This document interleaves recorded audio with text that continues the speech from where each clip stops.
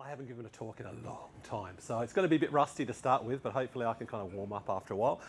This is my topic today, and I know this organisation has UFO in it, and I haven't done UFO work for a long time in terms of research, but I tend to take a bit more of a apparitional approach, so I hope it's okay. There's a bit of overlap.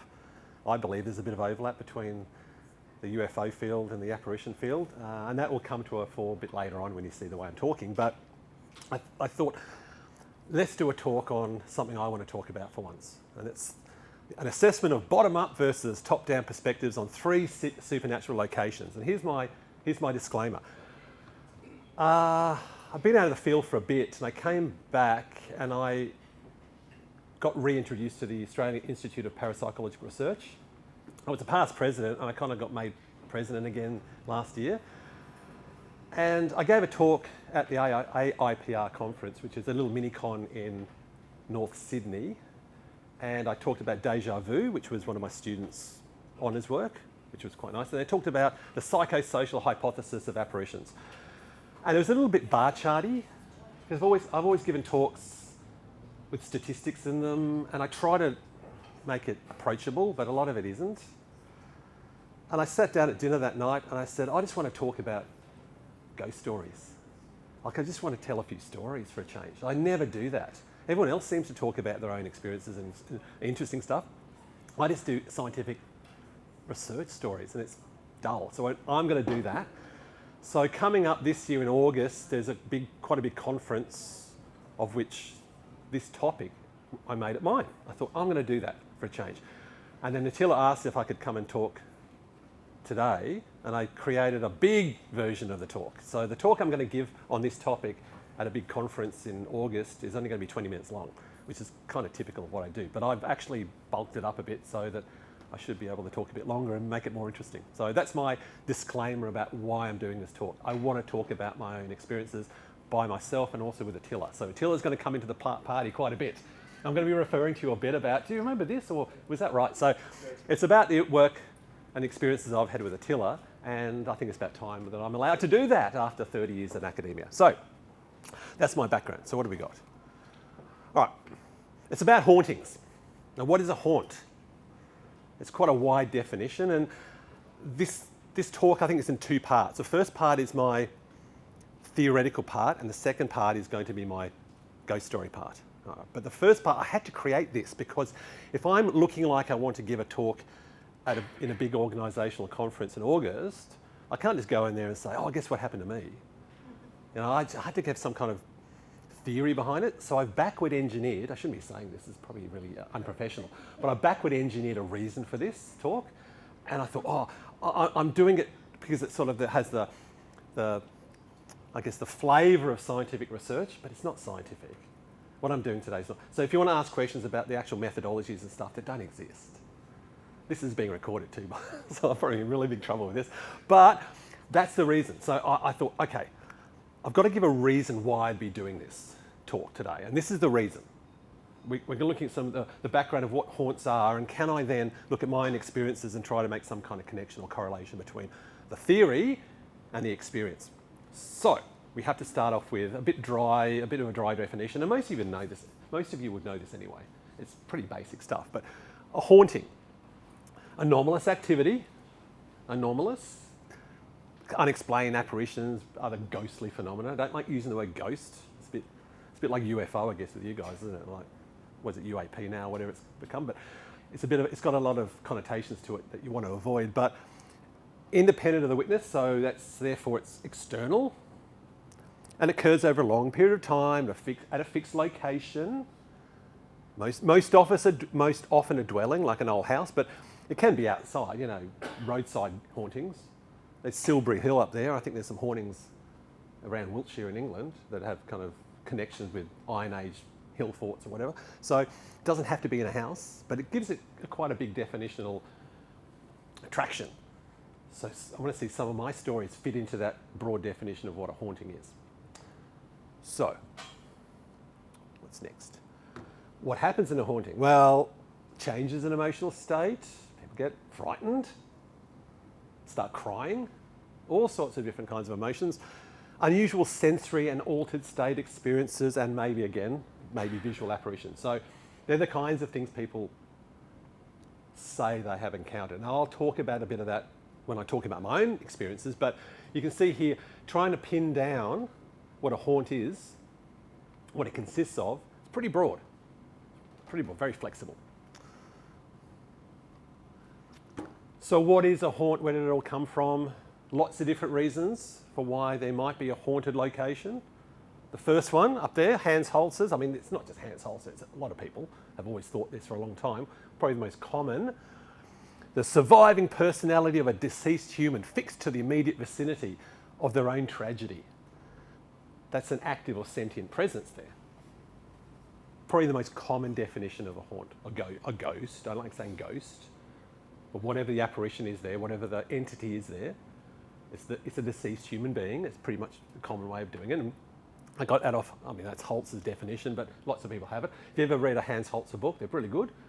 They've got some really good stories. He's a very good storyteller for ghosts. Then you've got other ideas like the Myers and Gurney's ideas of phantasms of the living. So the ghost is actually just a telepathic. It could be someone who's dying in like another country and they come to the person as an apparition. It could just be someone who's just thinking about you and they are an apparition. So that was a really big theory back in the late 1800s, mid to late 1800s into the 1900s. It wasn't always just the idea it was a deceased human being. And that was taken on by George Tyrrell in his book Apparitions. That's another good book if you can find it. And it's very much a psychic ghost. It's not a ghost of a dead person. It's someone living or someone you don't even know who just you happen to see. They're still alive, but you think they're dead. So that's another possibility, but another theory behind what haunts are. Then you've got other ideas. It's some kind of visual or auditory echo. It's imprinted into the location. You've probably heard that one. A residual presence. So I've got some emotional imprints or residual hauntings. So whatever happened at the time in the place, the person's long gone, but however they've imprinted energetically into that location, then that's what people experience. It doesn't have to be an apparition. It can be poltergeist type experiences. Things moving around, thumps, bumps, smells, chills, that kind of thing. Somehow it's been imprinted into that location. That's another idea. Time slip. Maybe you go and see something that shouldn't be there and experience something unusual, anomalous, because you've stepped into some other time temporarily. I'm not going to give you any background theory of how that could happen, but that's a possibility that's been thrown out there. And finally, kind of my favourite, non-human presences. Something that's not actually ever been human, isn't human. Maybe it was human once, but not anymore, or I don't know. But Paul Devereux's written a few books on that. If you've ever read Paul Devereux's work, like The Haunted Landscape, tends to be more the consideration that it's elementals, some form of elemental presence, or it could be, I mean, you could think of it as being demonic, but it just isn't human. And that's the source of the haunt experience. So you can see there's lots of different competing schools about what haunts are. And it doesn't have to be one or the other. It could be all of them for all I know. So I'm not going to give you an explanation of haunts today. I've got a different reason for doing the talk today, which is telling my ghost stories. That's all I'm doing. That's all I'm doing. Okay. I come from a psychology background, physiological psychology background. So I do take the mainstream psychological approach some of the time. And if I come from a psychology point of view, academic psychology, any of these explanations themselves are patently false. Right? Mainstream psychology has no time for any of those explanations of what a haunt is. So what is a haunt? If you're talking about the consistency of haunt experiences, the consistency of the experience itself in a location, and it becomes a case of, there's the lady in white that haunts that location. Why is it always a lady in white? Why is it consistent? What are the background reasons for that? Well, that's probably a psychosocial phenomenon, suggestibility. This is what science would say. But the cause of that is aspects of the location that encourage people to think that they've had an apparitional experience. So typical ones. This is very mainstream. dim lighting, expectation as well, limited floor space, changes in air temperature, changes in air movement, even toxic gases like carbon monoxide. You hope there's not much of that around, but just general poor air quality. So there's been scientific papers written on this back in the noughties, maybe the late 90s, where people would actually research in places like the Edinburgh Vaults in Scotland and take people in and measure these kinds of environmental variables and ask questions about what the people had experienced. And it was just like a ghost. And they're going, oh, there you go, there's your answer. That explains ghosts. All solved, pack it away now. It's all done. So there is the scientific background that if anyone asks anything about ghosts, you just point to those papers and go, oh, look, Wiseman did that in the noughties. It's all explained now. It's all done. But there are only a few variables. There's more variables than just dim lighting and floor space that's a bit cramped when you're coming through and it makes you feel upset, or you feel a bit uneasy, and then all of a sudden you go, oh, it must be a ghostly presence here. That's why I'm feeling the way I am. There's more to it than just those kinds of variables. What are some other ones? Occasionally, you've got more elusive physical variables that have been attributed to why people have haunt experiences at locations. So electromagnetic radiation, you've probably heard this one before. The presence of electromagnetic radiation can potentially cause some kind of unusual experience in sensitive people. So it should be fluctuating. I mean, I haven't done this. I remember I was really into this in the 90s and before, but I can't give you a full rundown of exactly how it affects the temporal lobes or the medial prefrontal cortex or whatever it was, because it gets really technical. But you do have to have that fluctuation of the field. It can't just be a stable field, because that's like the fluctuation affects the neurochemical makeup of parts of the brain. The brain's a bit of a neurochemical network, isn't it? So that then makes people feel unusual. And of course, if they feel unusual, then they start saying, why do I feel unusual? Because human beings hate ambiguity. That's why illusions are what they are. You see illusions. Remember, the figure ground illusion? It's a lady, it's a rabbit, it's a lady, it's a rabbit. You can't hold it generally in your head as a single undisclosed thing. It's got to be one or the other. So that's the idea. You feel unusual, you have to explain it.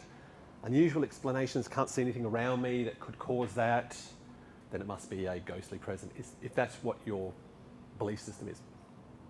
So electromagnetic radiation, and that's just from electrical wiring. Again, there's been scientific work on that. Houses in the United States, you look at the wiring was really bad. That caused the ghost encounter. That's why people were seeing ghosts there, because the electrical wiring was faulty. And that's pretty much the explanation they give. And then, case closed. So a little bit more elusive than just dim lighting, but still pretty mainstream and common in places like houses. Infrasound. That's another one you can see thrown out every so often. Like, here we go, what have we got? Infrasound's down here, very low frequency sound. Then you have the audible spectrum of how we hear things. And then you've got ultrasonic, which we can't hear either. So our auditory system, as you know, like any neural system, has a bit of a window in which it operates most effectively. And so we can't hear the infrasound, the low sound, but it's still there.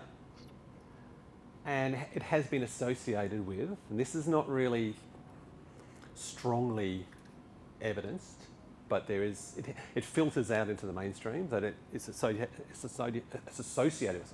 with feelings of things like dread and anxiety, being uncomfortable, a bit like electromagnetic radiation has been accused of that. Infrasound also makes people feel unusual. And why would that be? They don't know. It's infrasound. So what is it? It's a ghost. One I found here, I think it was really funny. Visual distortions, eyeball vibrations. I mean, it's getting a little bit extreme here, isn't it? But like rationalizations in science, they look at that quite seriously. Oh, yeah, infrasound causes your eyeballs to vibrate. And that means that you can see apparitions. There you go, explained. It's a bit silly, but anyway. So they're perceived as shadowy figures there. So infrasound there. If you can detect infrasound, well, that's probably your explanation for the haunt. And there are natural examples. It doesn't have to be based on in a house with faulty wiring, or the infrasound might be coming from some kind of piece of equipment next door in the factory that's causing the infrasound to come through the house. It can also be a natural phenomenon. So you've all probably heard at some stage about geomagnetic fields, like natural fields of magnetism in the Earth's crust. You've got local distortions, and I'm no geologist, but again, once upon a time, I remember I knew a little bit more about this, so I'm probably a bit underprepared for this talk, to be honest. But there's this idea that there's quartz-based locations with a lot of quartz in it, or magnetite minerals like that, and they tend to be at geological boundaries. Some places have more than others, and if they're moving around a bit, or there's some kind of distortion, then that's a distortion of a magnetic field. And when you get a distortion or a fluctuating magnetic field, you can induce electricity, and there's your electricity going, and then you come in, your brain comes into that field change, and your brain gets a bit distorted compared to normal. It doesn't have to be a complete hallucination you experience, but you do have a sense of something unusual, emotionally or sensory, and then that becomes an explanation for what you experience. Because you have to draw on something, like we don't like ambiguity. What's your belief system? I've heard that this place was haunted once. Oh, that must be the explanation. So you can see how that's how mainstream science deals with haunt encounters. You've got natural infrasound too. Doesn't have to be an infrasound from a factory next door. Here's some examples of how infrasound can be created. Look, thunderstorms, tornadoes, Aurora Borealis probably doesn't. What do we have? The Aurora Australis or something? We're not going to probably see that up here as north as we are, but volcanoes, earthquakes, landslides. Landslides is one, because I'm trying to create a case here. This is the whole point. So I've underlined landslide, because that is landslide. And what I'm talking about is the Blue Mountains today. That's my stories. And that's landslide in the Blue Mountains, and you have to walk across that to go around the corner to where I'm going to talk about today, but maybe landslides in the natural environment could generate some kind of infrasound, which then affects people's experiences of the environment and makes them think they've experienced a haunt. Underground water is another one. So again, I'm not going to explain any of these. I'm not trying to say that these are valid. I'm just creating a case for why I'm giving my ghost stories. I'm creating a case for saying, okay, these are environmental variables, both human-made and natural, which have been attributed to haunt encounters. External, pretty mundane, run-of-the-mill things that can cause people to report having seen a ghost, ultimately. That's what it all boils down to. Okay. Regardless of the perspective you have, the resulting haunt content is a product of misinterpretation of these external experiences. So that's your mainstream psychology there. There's more explicit possibilities as well. So it doesn't have to just be a sense of dread or anxiety, or your eyeballs are apparently moving because of infrasound, and then next thing you see a shadowy figure out the corner of your eye, and then you say, oh, hang on, what was that? I reckon that was a ghost. There can be more full-blown hallucinogenic experiences. And this is very similar to, it's been attributed to hauntings, not very often. There's a couple of references out there, but this is much more like Michael Persinger's work. Does anyone know Michael Persinger's work? Okay, well, anyway, in the 80s, this is a Canadian psychologist, physiologist. Mid-80s, got very popular in the late 80s. In the 90s, it was super popular. There was the idea of transcranial magnetic stimulation. So he would use, in laboratories, TMS, not to do therapy with them, but actually to record their experiences. And he kind of explained that if you went through a changing magnetic field, then that would affect your temporal lobes. You'd have essentially a petite mal seizure, a temporal lobe seizure, like an acute epileptic seizure. And then when you're in that state of I wouldn't say non-consciousness or lack of self-awareness based on that seizure you're having, all this psychosocial content floods into your mind. So you generate the hallucination. He was into like abductions and so forth and encounters with UFOs back in the day. That explained it. You're walking down a street or somewhere in the bush or whatever you were, and then you had this temporal seizure based on magnetic flux in the location, and you would have a full-blown experience of some kind of alien encounter. Really popular. Then it kind of died off and people started having a go.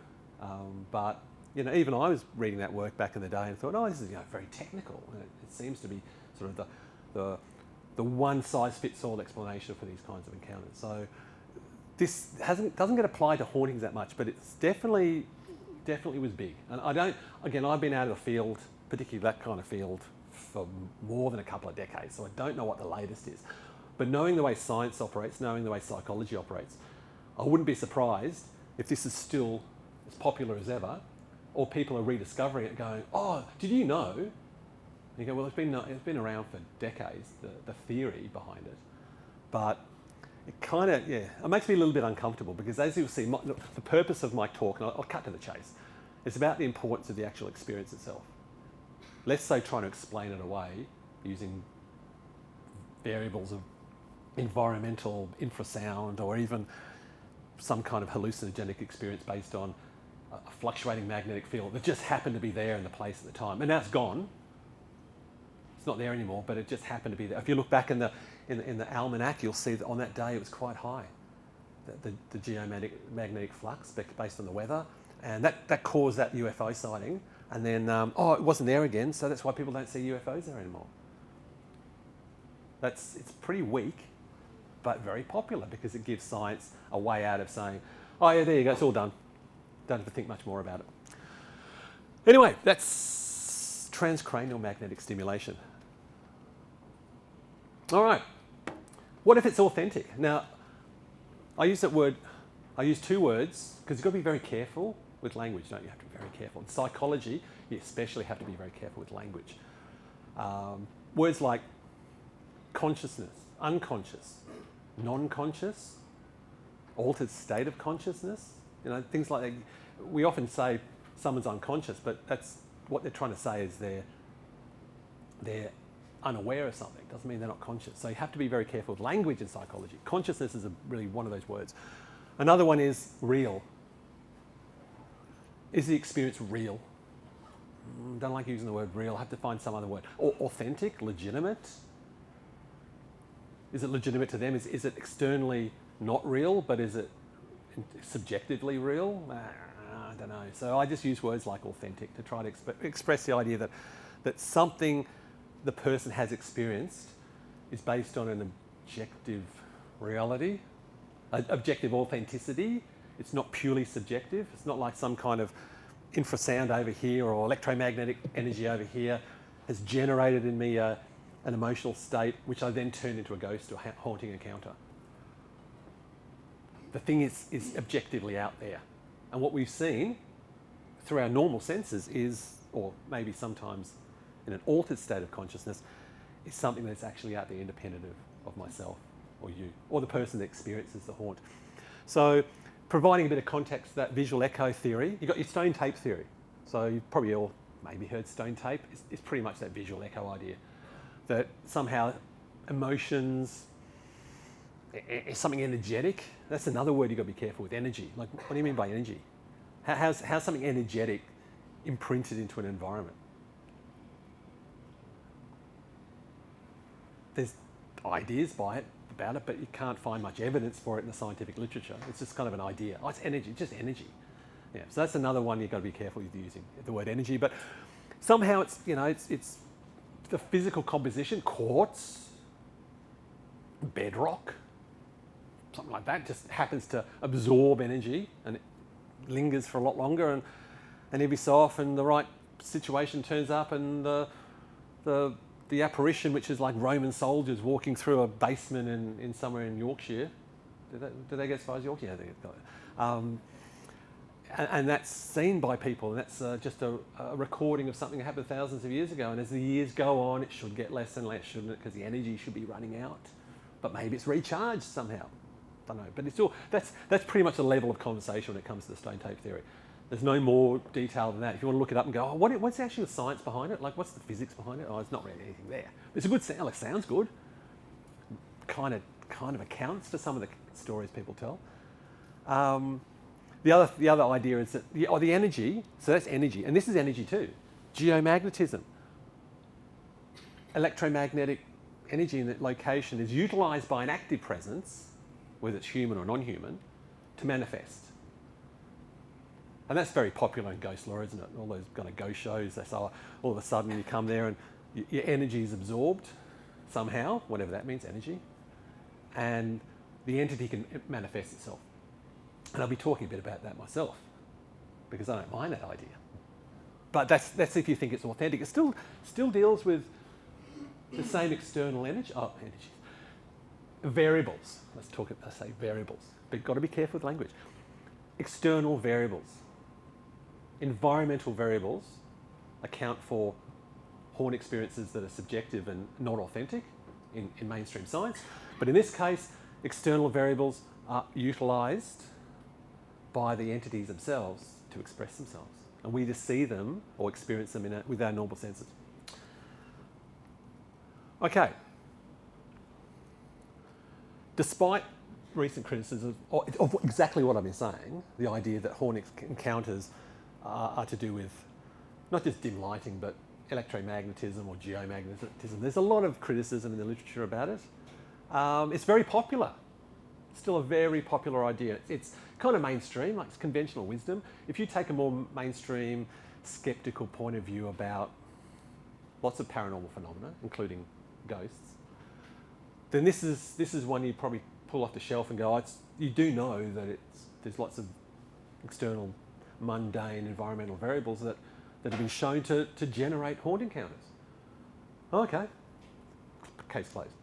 You can pull off a few references and it sounds like you're being scientific and you've explained everything, but it's very, very, very popular. But I call this bottom up. Bottom up, bottom up, bottom up. What's bottom? It's the variables, environmental variables, bottom up. And that explains why people see a ghost. Now, the papers that look at these variables and discuss how they might be attributed to encounters, haunt encounters, don't actually talk about the haunt encounters much. Consistency is one thing. They might say, oh, there's a woman in white that they see in a corridor. It's pretty consistent, but all these like dim lighting, electromagnetism, bit of geomagnetism. On the day that we had a sighting, there was a bit of an earthquake down the road, whatever. No one felt it, but it was there. Infrasound, all comes together. That's why the person saw the woman in white. That's it. There's no top-down consideration of what did they actually see. Might have been a little bit more than just seeing the woman in white. There might have been some details to it. A lot more happened, but that's not really part of the scientific approach to care about what people actually experience. They just want to get case closed. So the chronicle of the haunting is what I'm going to call it. The chronicle, the epiphenomenology, whatever you want to call it, like whatever the experience is, the qualia of it, I don't know. The chronicle of that haunting, just beyond misinterpretation, is rarely covered. Certainly not in mainstream psychology. And that's kind of what I was wanting to look at. Because maybe I was trying to find an explanation for why I was doing this talk. And I thought, that's a pretty good idea. Let's look at top-down versus bottom-up. Top-down versus bottom-up. So a top-down viewpoint, the way I'm approaching it, considers the phenomenological, the actual experience itself, as paramount. That's the important bit, not what the lighting was so much. I mean, you can measure it. Not what the weather was on the day and whether there was an earthquake down the road, but the actual encounter itself. That's the important bit, okay?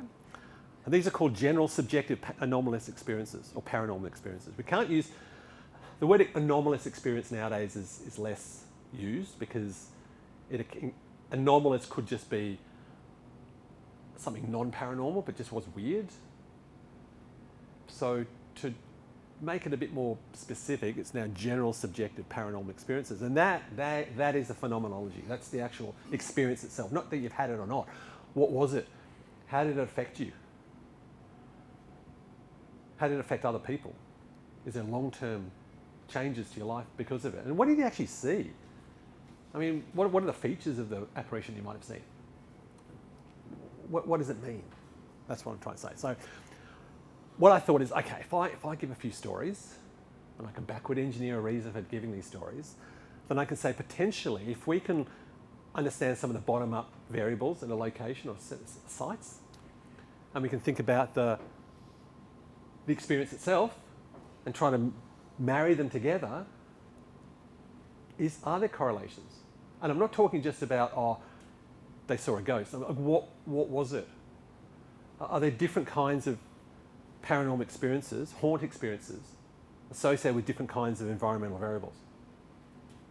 Is there some connection that could possibly be made? I don't think there is. But could there be? Because that's the kind of a scientific approach. So that's the current study. It's not a study, but it has to pretend it's a study because I want to give some ghost stories. All right, so what I thought I'd do, I'm going to investigate this proposal, presuming that's what I thought of first, and I thought, oh, I'm going to have a look at some experiences I've had. But as you know now, the experiences I've had inform the actual reason for doing it. But I thought I'll look at some experiential, that's the phenomenology, and environmental components of 3 independent and complex haunt sites. And I say complex, it's not just a chill. It's complex. There's a lot of facets to these experiences. They're pretty profound. And I'm looking at the southern Blue Mountains of New South Wales. The reason why? Because I live in Leura, and I've lived in the mountains most of my life, so I know the mountains really well. And the experiences I've had are in the mountains, primarily with Attila. So I thought, I'm glad you're here. Let's have a look at these experiences that I had, just to have a bit of a chat about them, and maybe I can look at some of the environmental variables associated with the Blue Mountains here, and we can say the differences in perhaps those geophysical qualities and other variables that might be there, do they correlate with novel features in each haunt's storyline? So I've got 3 haunts. All right, where are these places? It's a triangle. It's not an evil triangle. There's nothing happening in the triangle, like people disappearing or anything like that, as far as I know. But they just happen to be connected. This is the vertices of a narrow north to south triangle incorporating the Jamison and Burragarang. So if you look at that map there, it's not great, but you can see the Cox's River becomes the Warragamba Dam. Then you have the Wallandilly over here coming up, and then you've got the Nepean there. Warragamba would be there, the actual dam itself. And then you've got the back country, and it's the Cox's River, which is dammed there. So here's the vertices, and of course the picture I showed you earlier, we all know the 3 sisters. So if you're looking across there, you're looking into Kadumba Valley, it's that little bit of green above the 3rd sister here. That's Kadumba Valley, it's a farmland down there, and you can camp down there if you want to. But looking across that way is kind of that arrow, that little yellow arrow there. So I'm from the 3 sisters looking across. So it's a long triangle, but it's still Blue Mountainsy, and it's in the valley of the mountains there. So Blue Mountains, you know the Great Dividing Range, it goes from Victoria up to Cooktown and past there. So Blue Mountains is a part of that. You've probably all been there. It's not a mountains, is it? It's a glorified plateau. It's just a big glorified plateau where bits and pieces have fallen off, and it makes really good cliffs to climb. That's pretty much the Blue Mountains. Low nutrient, Hawkesbury sandstone. If you've been up the mountains and kicked around a bit, you'll see that it is actually sandstone. In fact, all the sand and the nice beaches on the east coast come from the Great Dividing Range, don't they? They get washed down and eventually get washed back onto the beaches. So it's not easy to grow things up there, put it that way. If you dig down about that much, you hit sandstone. And it's good drainage, but it's not very nutrient friendly. So you have to put a lot of poofs, manure, on the ground to actually grow anything. So made of sandstone, horizontal layers, and there's shales and siltstones and mudstones and coal seams. That's why they do quite a bit of coal mining. In fact, the shale mining down the valley there was big in the 1800s. That's why Scenic World exists. It's an old mine down there. And you know how you get a scenic world, and if you've ever been to scenic world, and there's a railway, which is the old mining railway, and you look down there and you go down the bottom and it's like this rainforest, temperate rainforest. That's all grown back. That was mine. It was mined out. You look at the old photos, there was no tree there. It's tree there. So it's good that it recovered, but it certainly isn't natural formations down there. So there's a lot of coal down there. There's actually one of the mines goes through what's called narrow neck to the other valley, the Canimble Valley, and that's like 30 kilometres long. It's sealed up there, you can't do it. But back in the day, I know people used to do it as kids. Used to crawl through the narrow neck peninsula, 30 kilometres on this hole. So there's a lot of mining happened there, and the remnants are still there. So apparently formed in ancient shallow seas and river systems over years and years and years. If you believe in dinosaurs, you don't have to. I don't necessarily believe in dinosaurs. Should I say that?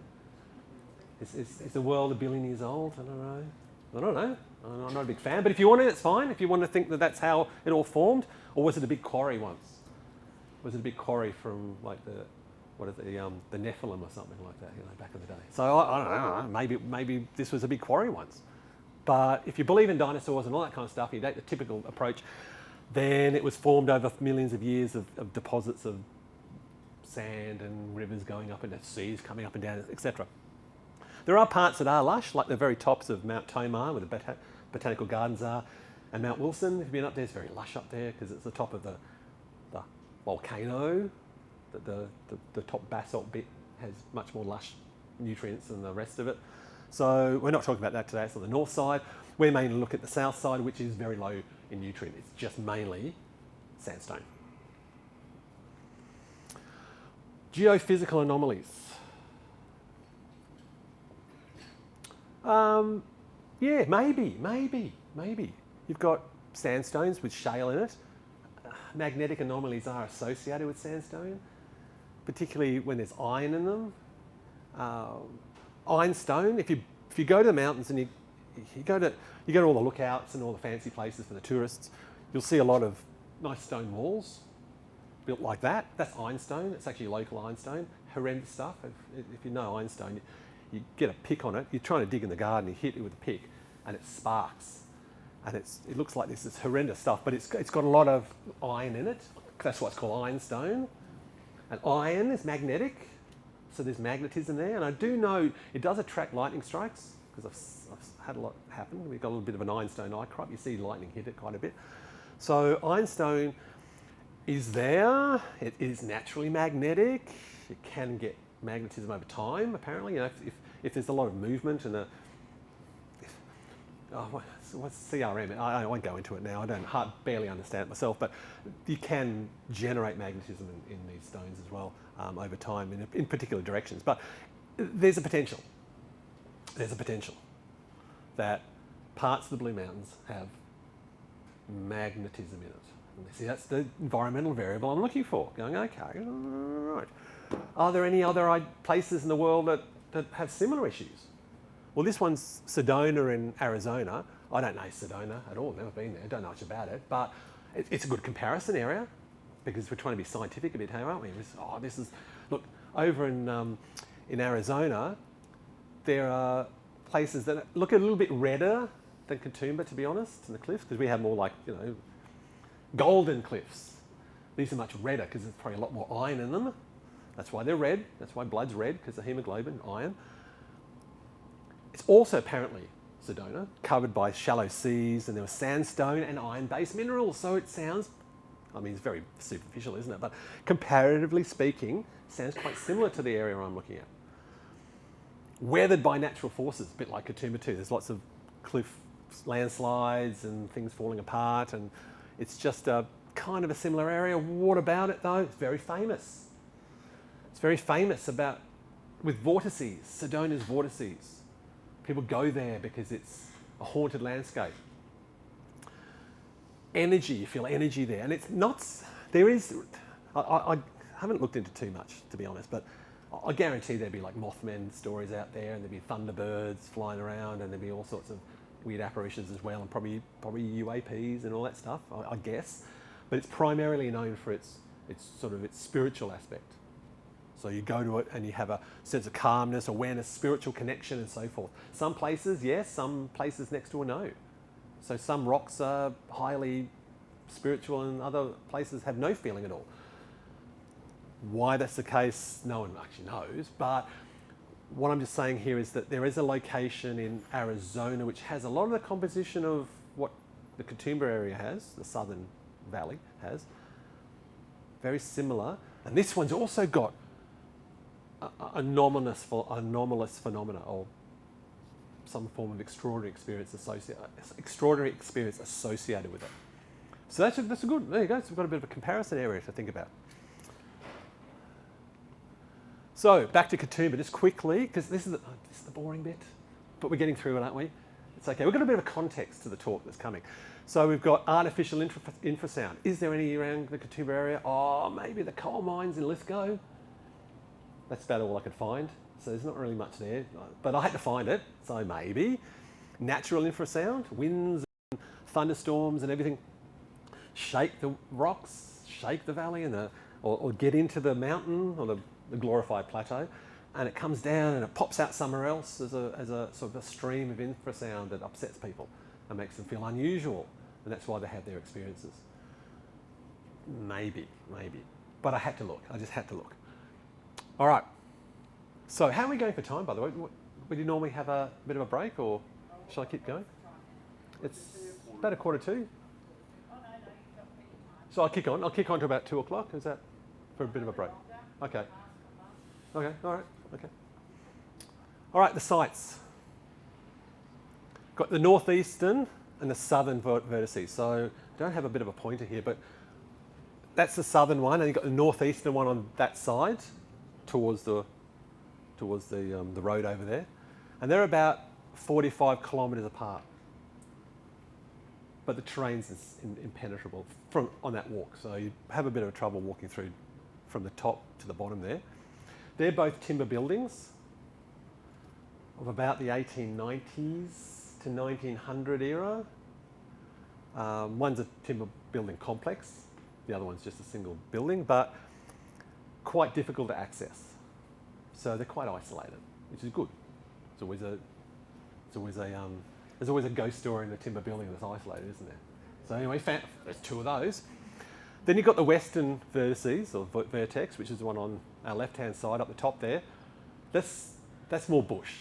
But there are some stone ruins there of an old shale mining camp near the ruined castle and Mount Solitary. So that's where that is. So technically there's 3 areas of human habitation, western human habitation, and they form the 3 stories that I'm going to tell.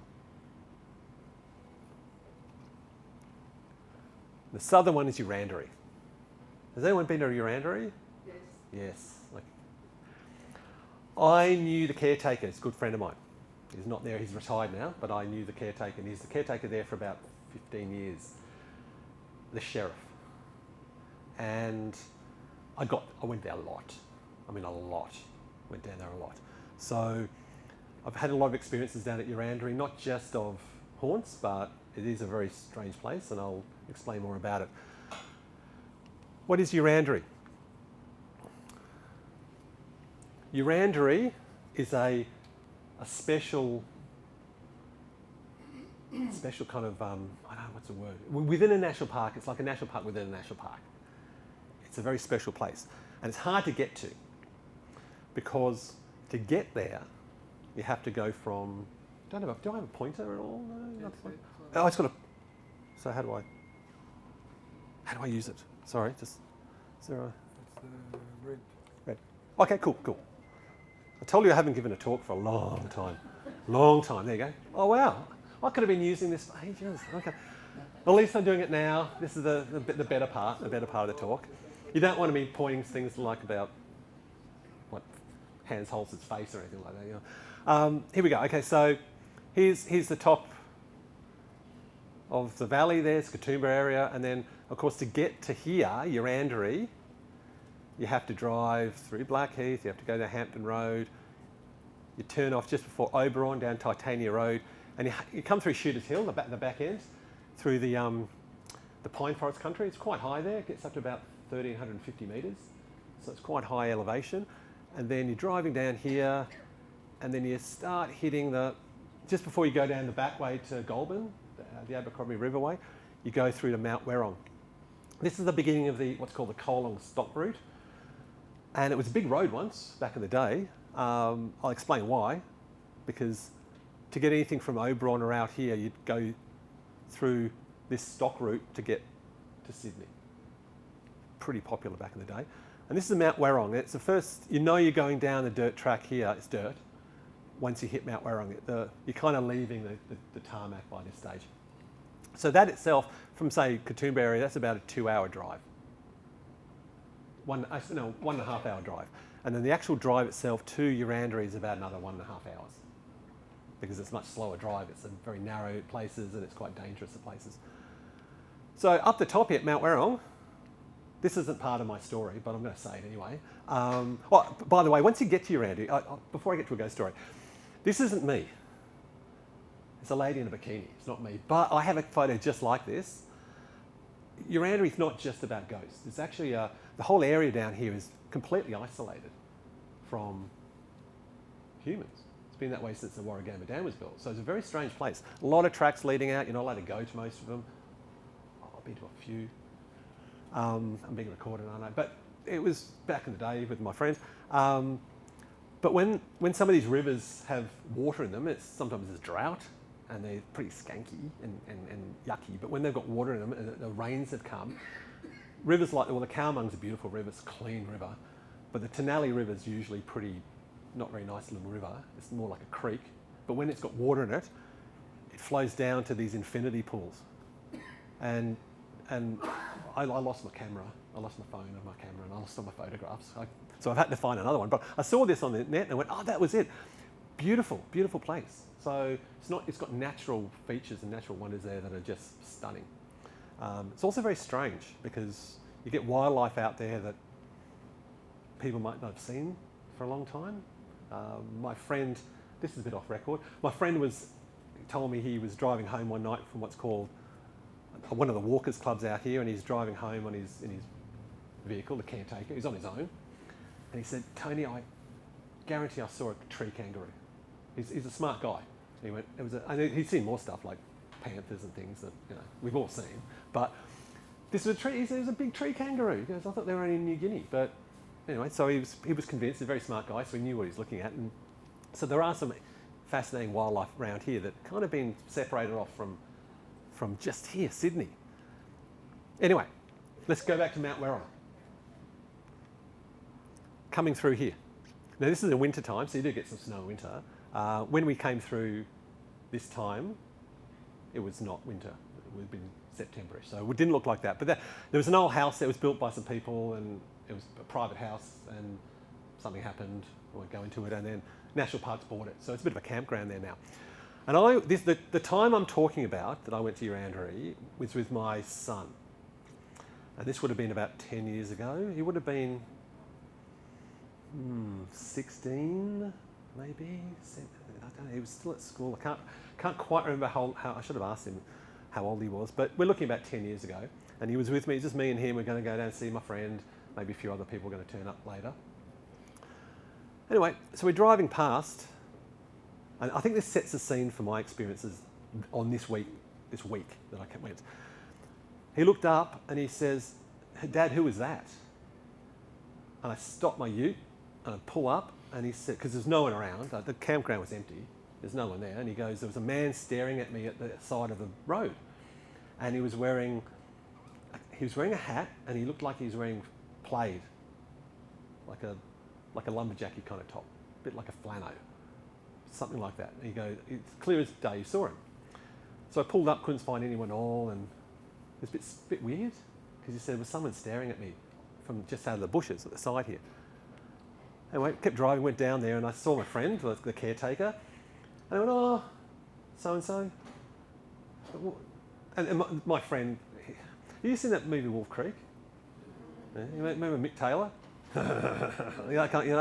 He put on an act.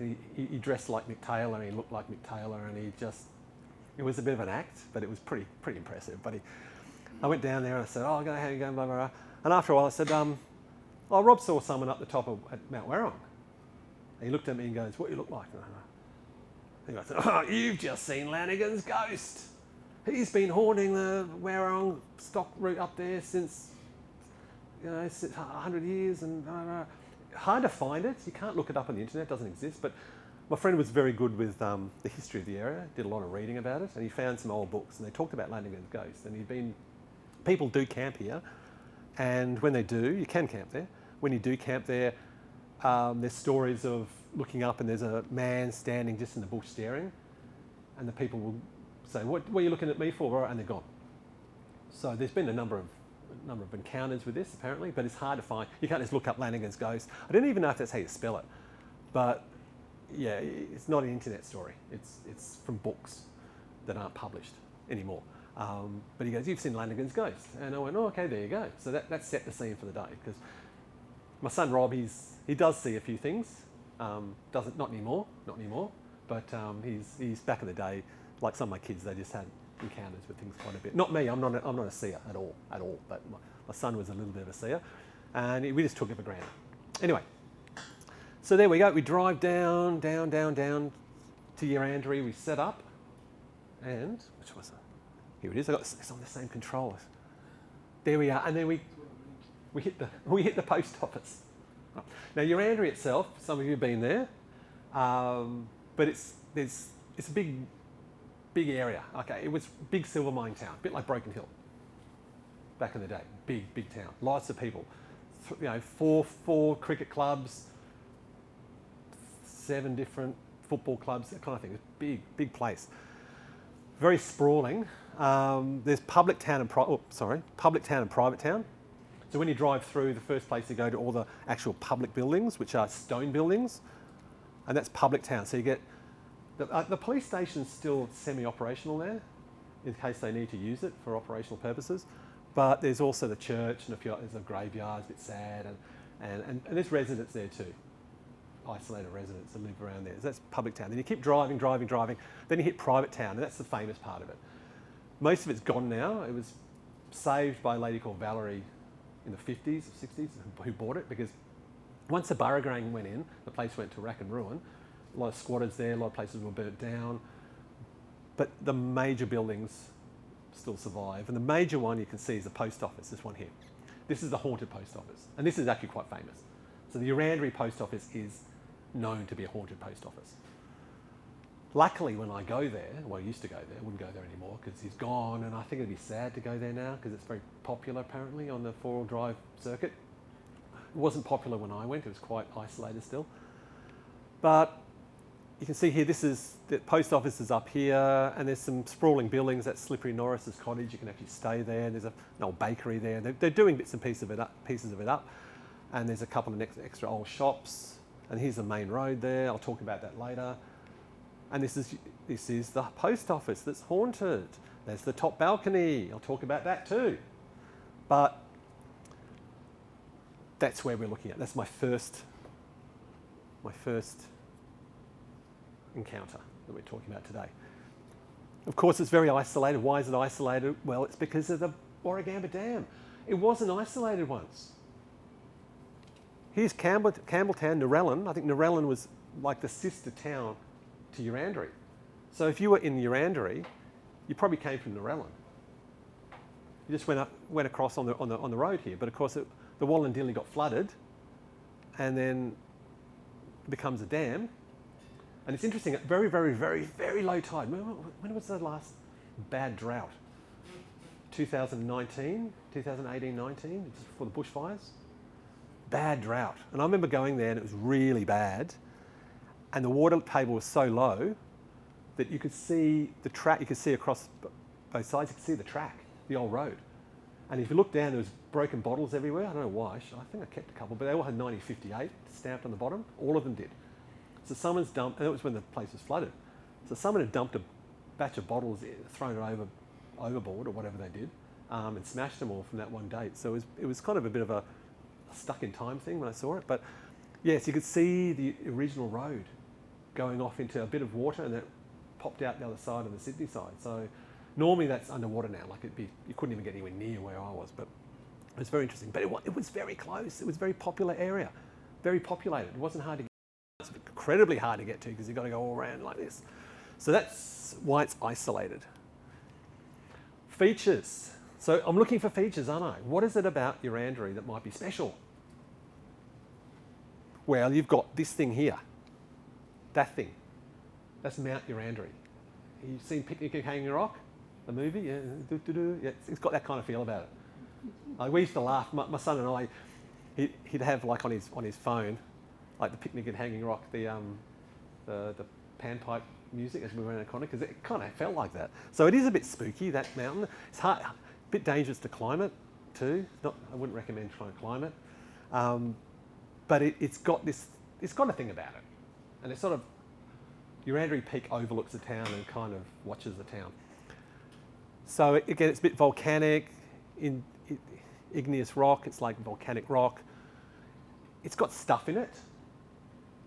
And the stuff, the minerals, leach out to form leads. And that's why it's a mining town, because the silver and the zinc and other leads sort of ooze out the top and create the leads that the miners would follow. A bit like in Gulgong. You've been to Gulgong, there's Flotation Hill. And Flotation Hill is like the peak, and that's all the leads, Canadian lead, and I forget the other names of some of the leads. The roads are named after them, and they're the leads of silver or gold that miners would follow. And it's got the same kind of setup as a typical mining town, where there's a big rock in the middle that's leaching things. A lot of quartz there, maybe piezoelectric properties, so under pressure you get some electricity, perhaps. There's no acceptance that this is scientifically valid. Remember, there's really no absolute mainstream acceptance that things like electromagnetism and so forth cause unusual experiences. Kind of makes sense, and it's kind of implicitly accepted in psychology, but explicitly there's not much evidence of that. But it is a weird little rock, that, and look, there's the post office, and to get to the rock you have to actually walk up this way and up there, but we're quite close, so maybe that's an environmental factor underlying the hauntings that are there. So what is the haunt? All right. The famous haunt at Urandery, if you've ever heard the story, is the lady at Urandery. Now, if you go to the top of the building, I'll go back a bit. I should have got a better one than this. But so this, you walk in there, and then there's a nice fireplace, and you sit down there, and if you want to, and up the back stairs here, you go. There's an old kitchen and some toilets and some guest rooms. And there's the balcony. So there's a first room on the left. That's one bedroom. And there's a room on the right there. It's another bedroom. That's the lady. She's there, okay? That's called the blue room, because the things are blue in there, nothing else. That's no other reason why it's called the blue room. And that's not the blue room, because this is the other room, but I actually reversed it. I couldn't find a picture of the blue room, so I actually got the other room, and I flipped the image to make it look like it was the blue room, but I'm just being honest there.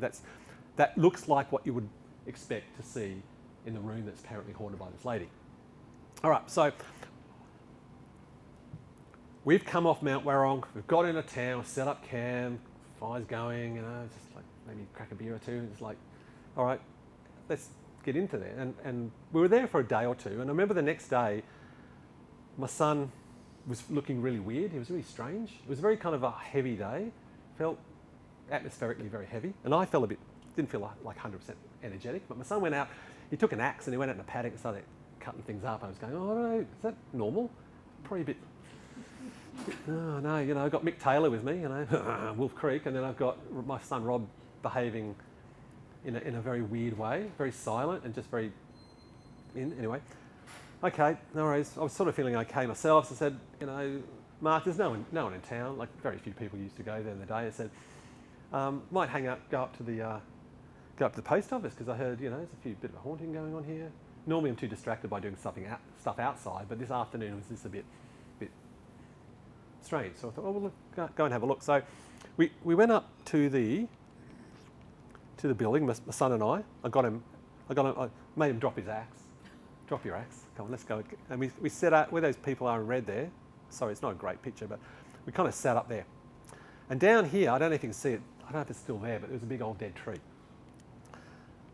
And then he said, "Dad, there's a man just staring at me down here. I don't want to look. I'm so terrified. I can't turn my head." And of course, I can't see anything. And he goes, he's like dressed in black. He thought he might have been a preacher, or maybe now he says, because I asked him the other day, so I'm going to give this talk. What happened again? He goes, could have been a cop from the day. It doesn't. I don't know, but it was very, very, very, very dark. It felt very dark, and he was very upset about it. Meanwhile, what I did, I went into the blue room. Oops, sorry, wrong one. I went into the blue room here across the corridor, and I put a big chunk of quartz there on the windowsill. Okay, a bit of an experiment. So we sat back, and as I was sitting back and just talking, and this is what I did. I talked. Shouldn't talk. I don't believe in divination, but I was talking to whatever was there. I was very relaxed, very muggy, felt very strange, and everything felt like it was underwater. But I did look out, and I keep doing this, sorry everyone. On this road here, I felt like there were hundreds and hundreds of people. I could just feel them walking back and forth and back and forth and back and forth, very busy. Urandary felt very busy. Couldn't see anything, of course, but it felt like the town was alive.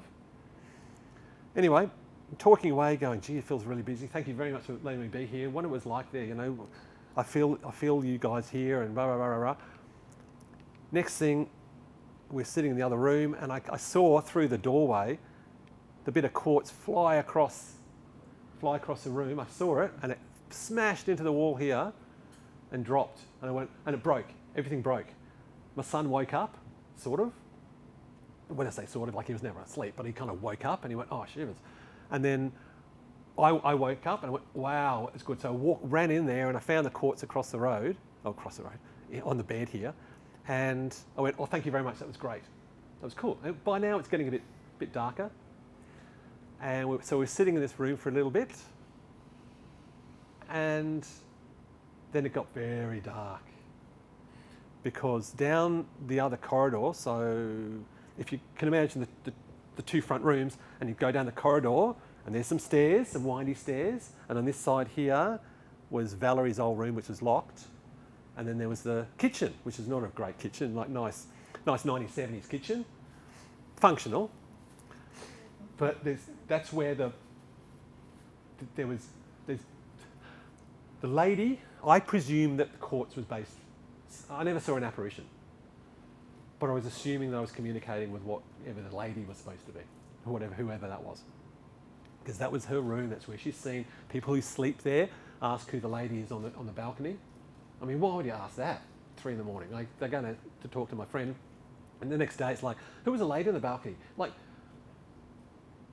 don't you think it's a ghost? I mean, who else is going to be in town on the balcony? You can't get in, but Mark goes, Mick Taylor. Oh, I don't know. Oh no, not another story of the ghost again. But so she's supposed to be kind of walks on the balcony and kind of looks in or is seen in the room. And I attributed that to whoever this entity was. But every so often, it's much rarer, there is a talk about this man in black. And he kind of frequents the kitchen. So Rob and I are sitting in here, and it's got very dark. It's getting very dark now, like in terms of the time of day, it's getting dark. We've been there for longer than we thought. And then we hear this, no word of a lie, near the stairs. I went, oh, this is not good. And then it was like, get out. So all right, we're going to get out. So I shut my eyes. I dead set shut my eyes because I was going to come around the corner. I swear to God, the man was standing at the end of the corridor. That's what I presumed was going to happen. So I actually was too scared to do it. I'm a bit of a chicken, really. And I just went, oh. And so we ran halfway down the corridor and we ran down the stairs. And then ran down, and my friend was with a few other people down there because there was no one in the building because we were the only people in town. When I say town, in the ghost town. And then they're going, oh, what have you done? You know, of course, you know, carrying on a bit and laughing at us. But we were pretty, yeah, this is not good up there. We were told to get out. So my association of the banging was that was the same man. You see, we make these kind of connections, don't we? I've got no evidence that I can make that connection. I can't tell you that the quartz was caused by a so-called lady in white, or that the man in black caused the thumping, but it kind of makes sense. See, this is the phenomenology of it. You know, intuitively it makes sense. Like, we can't keep spending our whole lives going, oh, I can't make those connections. I've just got a whole bunch of separate bits of evidence, and there can't be any connection because I haven't got a theory behind why they're connected. I just knew that was the case, so I've come out. Anyway, that was a story. But funny thing is, there's a couple of later bits to this. I came up again another time, one of the many times I came up,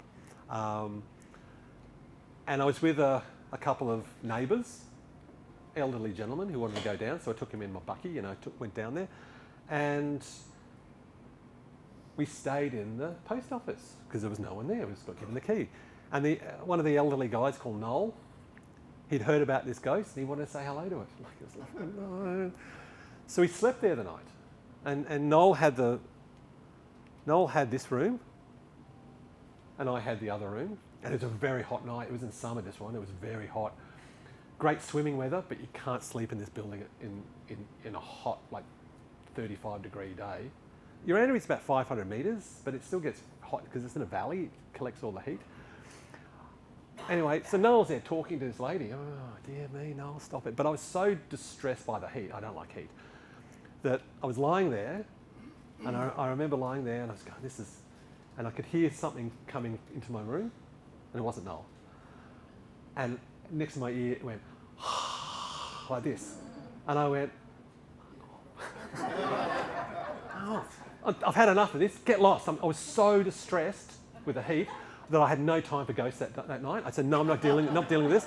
So I picked myself up, and I took myself, and I dragged a cushion out here on the balcony just to get some air. And I slept the rest of the night there uncomfortably. It was too late to go back and pitch a tent or anything like that. So, but it shows you that emotionally you can get scared by something if you're in the frame of it. But if you haven't got time for it, because you're just so annoyed, nothing can scare you. Like whatever that was, and it was definitely, I knew it was a presence that was trying to communicate in my ear somehow. Yeah. Did you talk to anyone else about that? The owner? Oh yeah. But this is can I segue into the discussion about that too? Like now with the owner, the employed parks caretaker, my friend, is probably the only one who actually lived on site, and he lived in a. Whoops, what am I doing? He lived in a. You can't really see it. There's a couple of down kind of here. There's one more house. It's an old cottage. They took it from Scotland, like one of those prefabs in the early days, and they bring them over.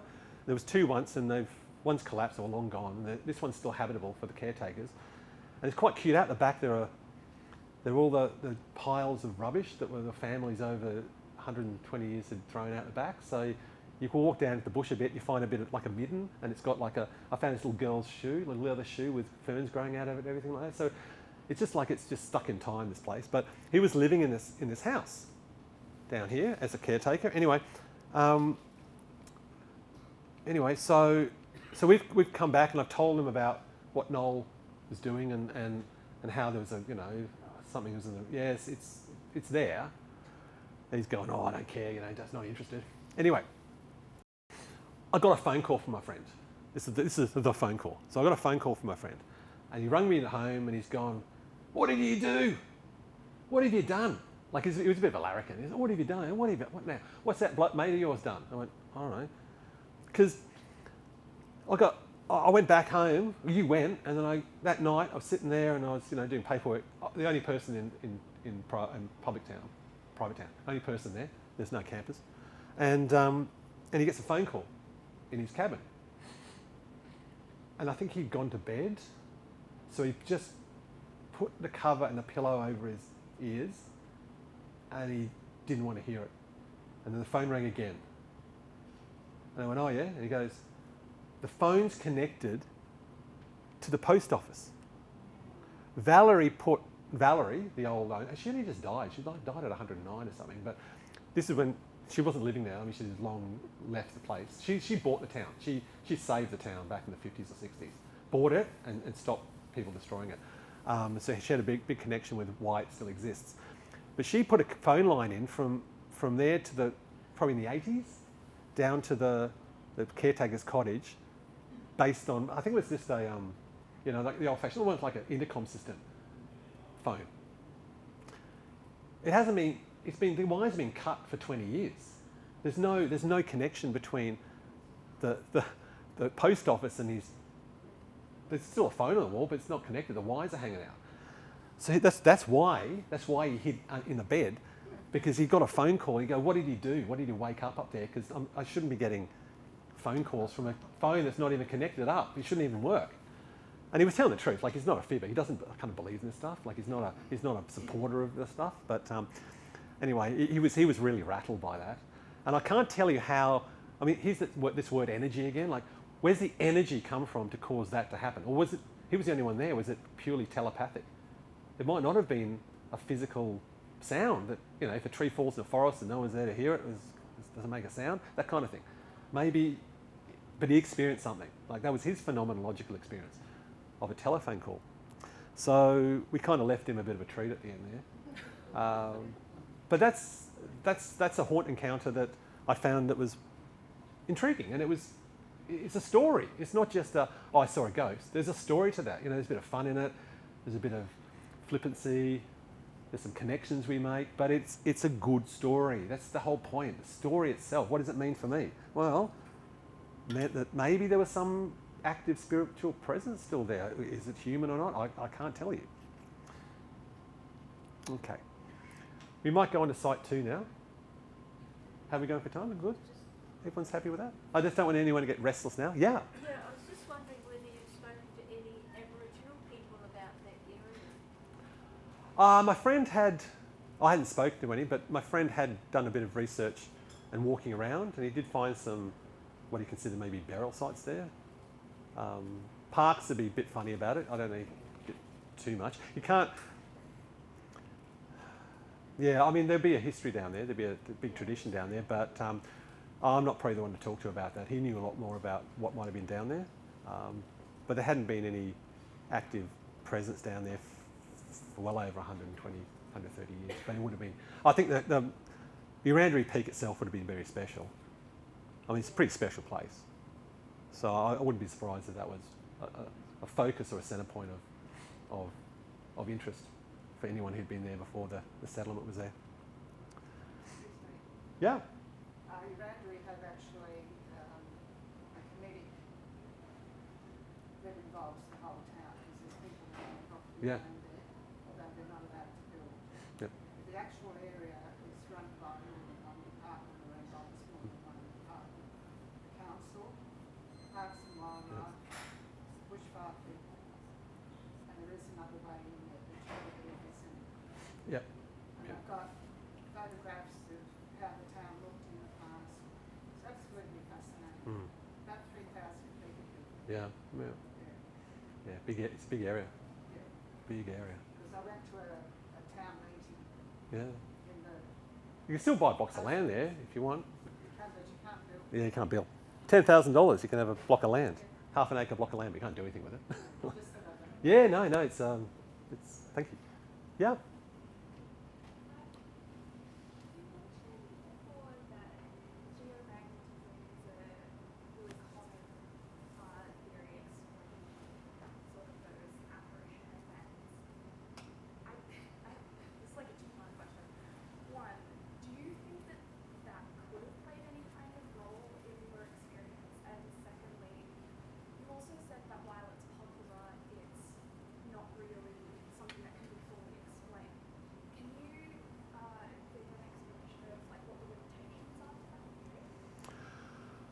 Oh, good question. Double jointed. No, okay.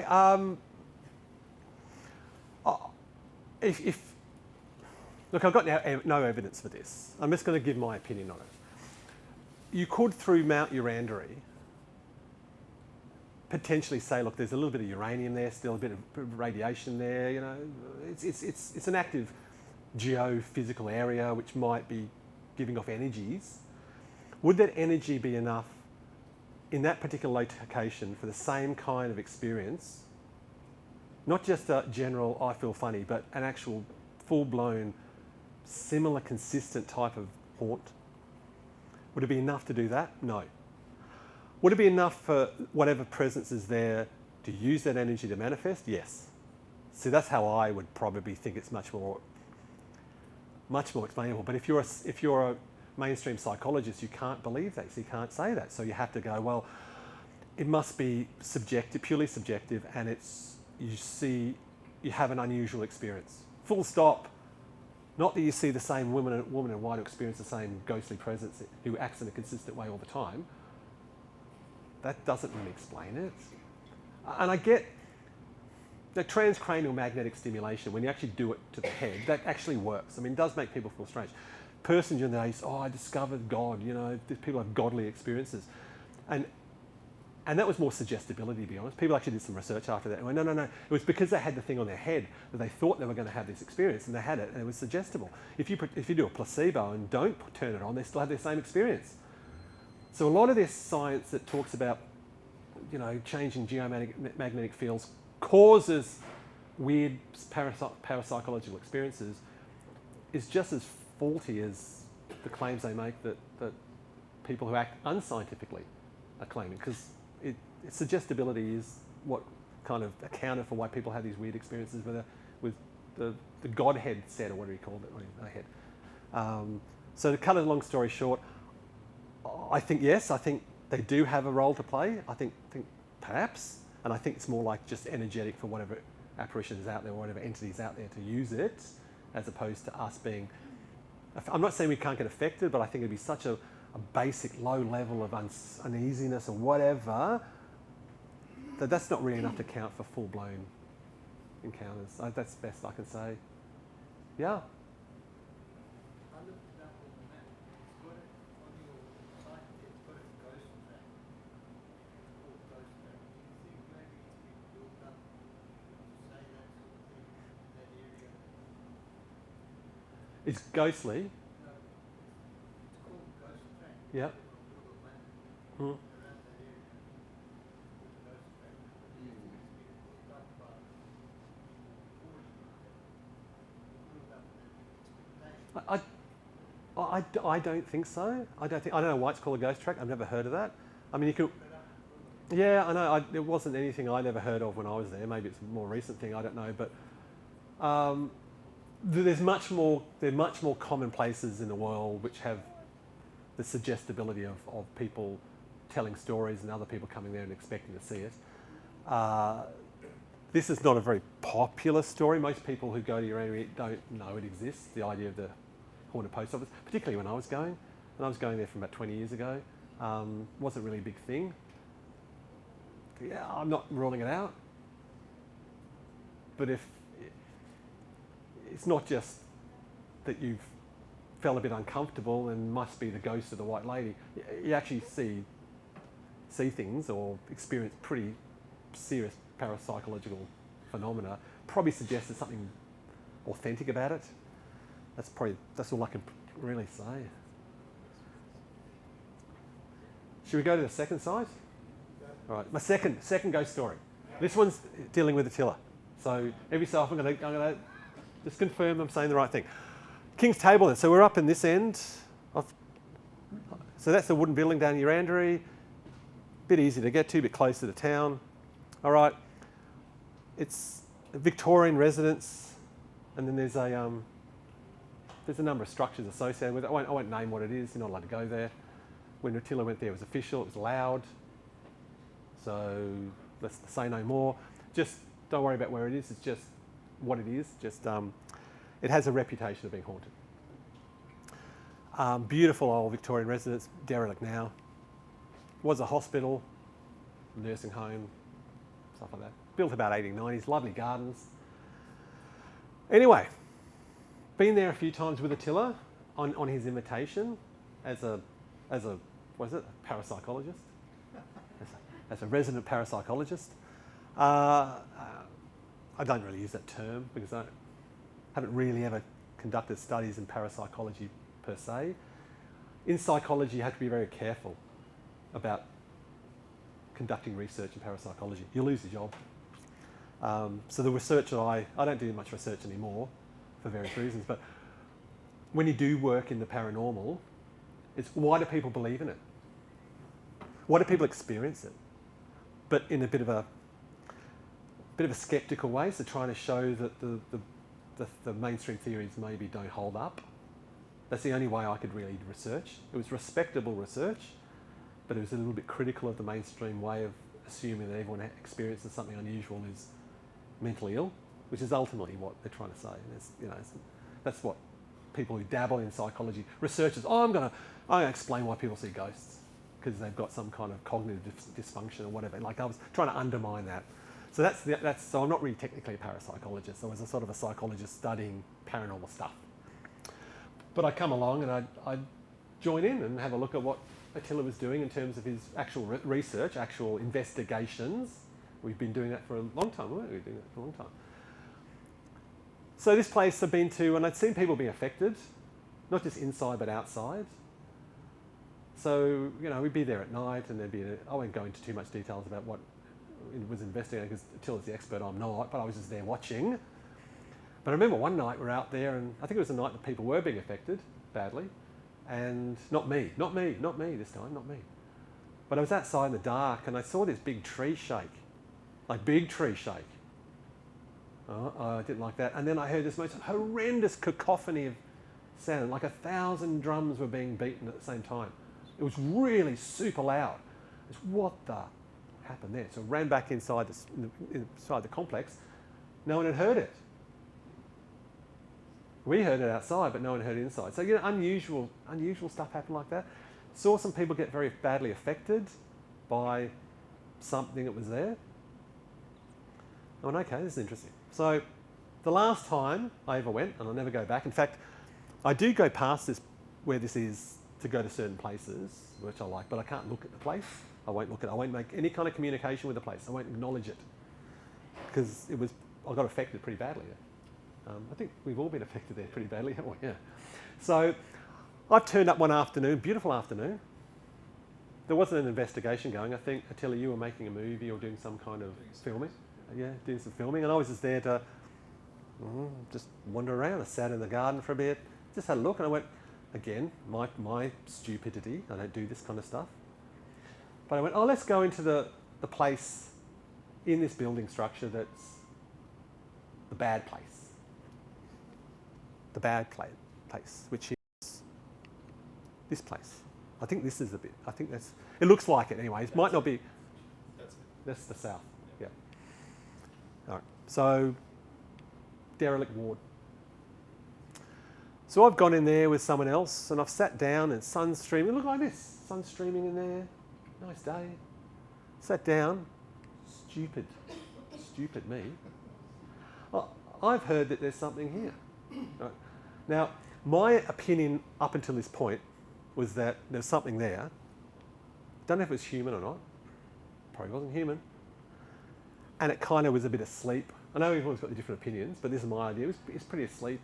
It kind of takes a bit of time to wake up, and then it starts waking up and it uses people's energy and it starts playing around with people and eventually gets strong enough and starts doing something like gets in someone's head and makes them a bit strange. So I've sat down there and I've heard this bang. From that corner there, and this is not visual, this is not sensory visual, this is not a naked eye. This is the impression I get, and it felt visual, but it didn't feel visual. Something from there was black, 3 in the afternoon. I'm sitting here on the floor going, just open my stupid mouth, letting something in. And next thing you know, I could feel this thing, black thing came at me, and I mentally held it off with my mental hands.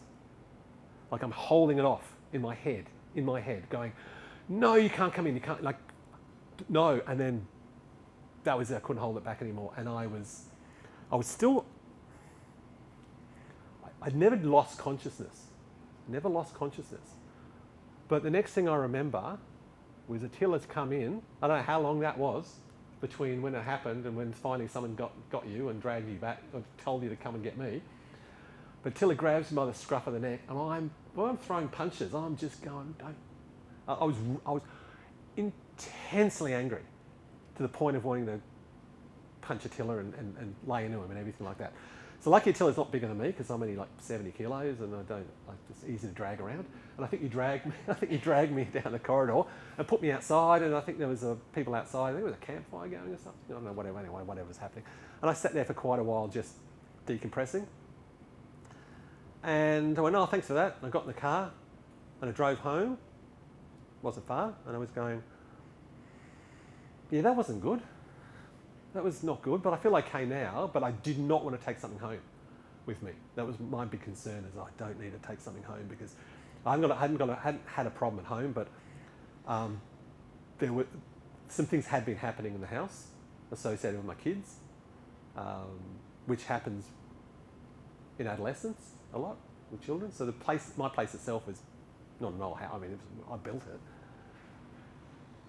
but you can have things that portals, if I can say that word. And I just didn't want to bring anything home with me. And luckily, I didn't bring anything home by the look of it. But it changed my... This is why it's phenomenological. That was my experience. What does it mean for me? Well, I stopped doing that stuff. I stopped doing it. I'm never going back to a place like that again. Just that, whatever that was, it had an eye on me, and it knew exactly who I was, and it was not acting in my best interest. I'm not saying it was evil. You could say it's demonic. I don't know, whatever you want to call it. Maybe it was just, but I'm going to contrast it to something else that happened in my third example. But whatever order of creation that was, it wasn't acting in the best interest of people. And they've been there a very, very long time. So I'm not going to go into too much more about Site 2, because I think it segues into Site 3 really nicely. Do you want to add anything about that? Just because you can tell me and I can actually tell the audience if there's something that you want to... You're absolutely right, because what happened to you, what happened to you happened to me as well, and to a number of other men, and it seemed to only affect men. My hand, the way you look at it, it was busted and operated on because of what happened there. Same thing happened to Tony, happened to me. So yeah, it's affected people. And we actually first went there in 2006. And I refused to go back there I don't even know if part of that building's, I think, already gone. It was so derelict. But whatever was there definitely had a hold and grasp on the location. If you showed lack of respect, it came and made itself aware. There's one story I do want to add, which is very similar to Tony's, happened to us. And we were actually further up from that ward there, up in the corridors, and it was a moonlit night, so it was probably about 10, 11 o'clock at night time. No, not a good time to be there. Not a good time. and it plays with you. Best time. I know, but... It plays with you. It's almost like a joker. It has this sort of deceptive type of personality. Anyway, we're standing in the hallway there with some guys, and we can see the light obviously coming in from the moon and filtering into the hallway. And then just at the end of the hallway, there's a double swing door. It started to creak open by itself, and we couldn't see anything. But what we did see was total blackness that was shadowing the moonlight, and it was getting closer to us. So it was basically consuming the light.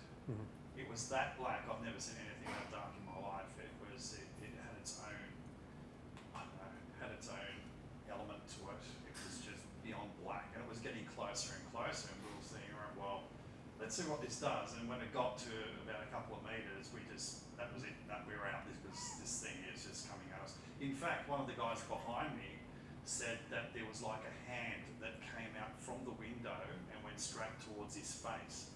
We thought it was a bat, but it wasn't. So that was happening at the same time when this blackness was actually closing in on us. And, but it was a very similar story to Tony.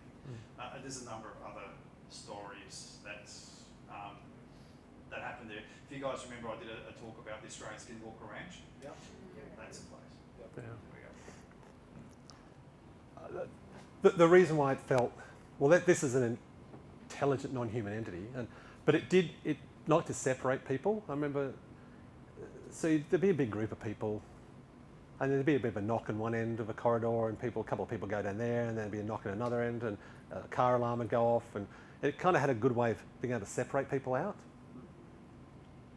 It was done very, and you knew that at the time, but my impression was that it took a bit of time to get that to happen. Didn't happen at 3 in the afternoon, just when I sat down and opened my mouth.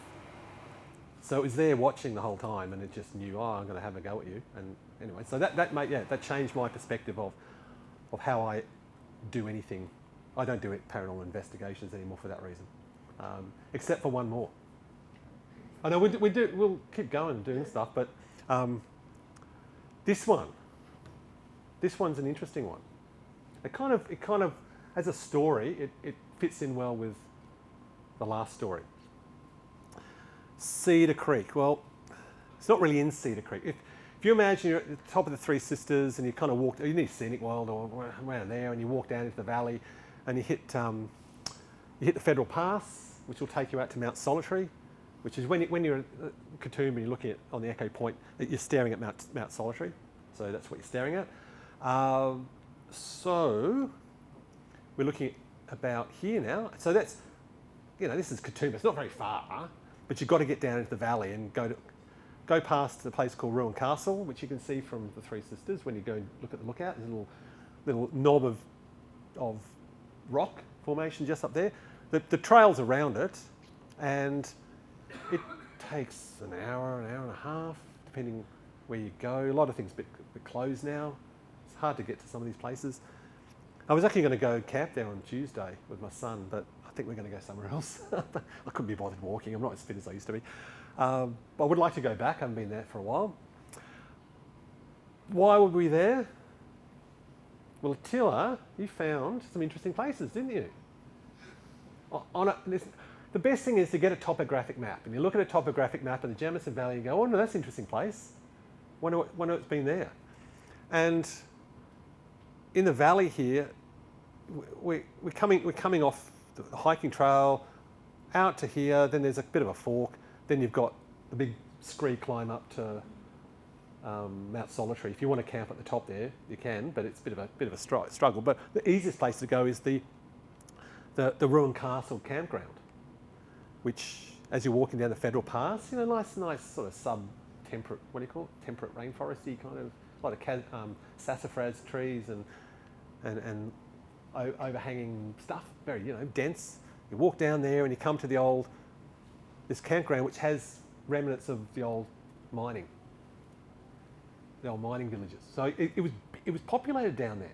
When you look off the Three Sisters into the valley there, a lot of that was logged.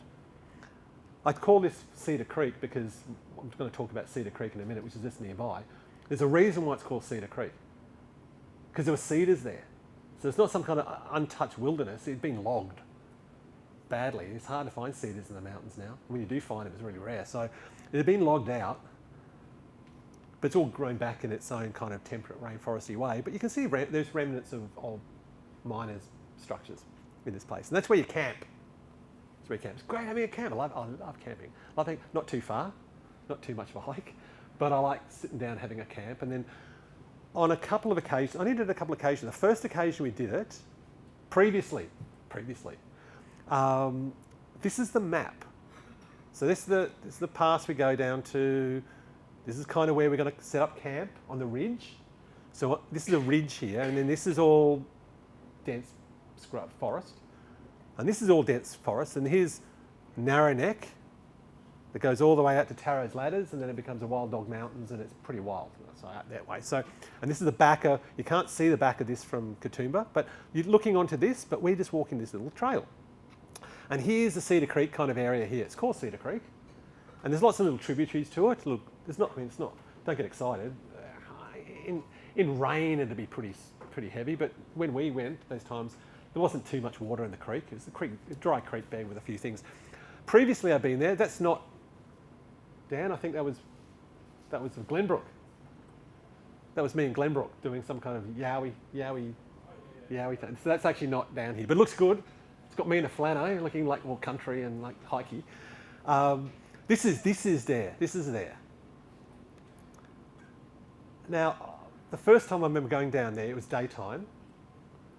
And the most fascinating thing I've ever seen, because I don't know what we were quite looking for, something unusual activity, but found a log. And this didn't make it to your movies or anything, did it? It did it? But I found it fascinating. I'll give the story because I saw it firsthand. I found a fallen log with moss on it across a creek in a place where you couldn't walk to because you had to bush bash, like serious bush bash. It was literally the topographic map, and luckily I brought that pink tape. Remember, I brought pink tape. Lucky I brought the pink tape because you can walk out that way. I found a log, fallen log, moss on it, scraped clean at the top. And there was 3 sets of parrot feathers on it. There was a cockatoo, white. There was, I think, what would be a green, almost like a king parrot. And there was a grey looking one, which I would have thought maybe gang, because that's the only, I've seen a couple of galahs at home, but the galahs aren't very common. But gangs, I get a few gangs. So my impression was, and I love birds. I love birds. So I know my birds. And there was 3 types of feathers on it. And looked like something that had some breakfast there, but it articulated enough to be able to scrape a workbench and pluck 3 different types of birds. Now, you don't get those birds down the valley. You see cockatoos around it often, but yeah, I don't know where it come from, how it was. I found that very fascinating. The other thing I found fascinating when I was down there, on our little investigations of Cedar Creek, was broken sticks.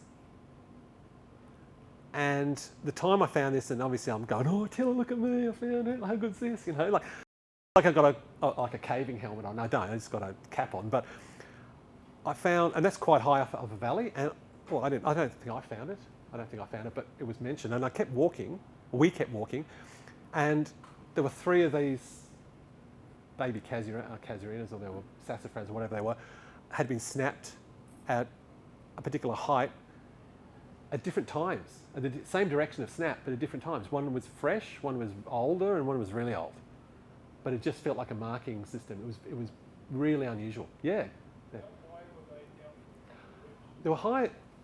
That was halfway up the gully, so it was on a slope. I found them there too, back in 2014. Okay. And I've actually got a recording of the sound recording of something. It seems to be. I don't know. I know what these things are. I mean, I'm also. I'll come into the story in a minute about what these are. But is it physical? Is it paraphysical? I'm a bit of a paraphysical kind of guy. I read what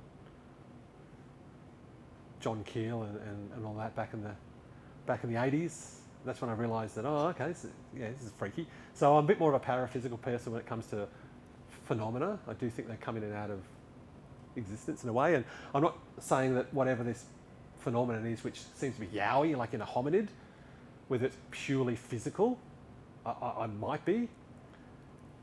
My impression was maybe they were like more like orangutangy kind of things up and down the scree they run up and down, they run up and down the cliff faces to get through. I don't know. I'm no expert. You guys are the experts. I'm not the expert of that, but I did feel.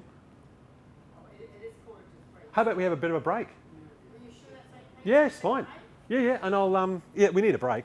I'm nearly kind of finished, so when we come back, it'll be a quick half an hour, I say, and then see how it goes from there. So thanks for that.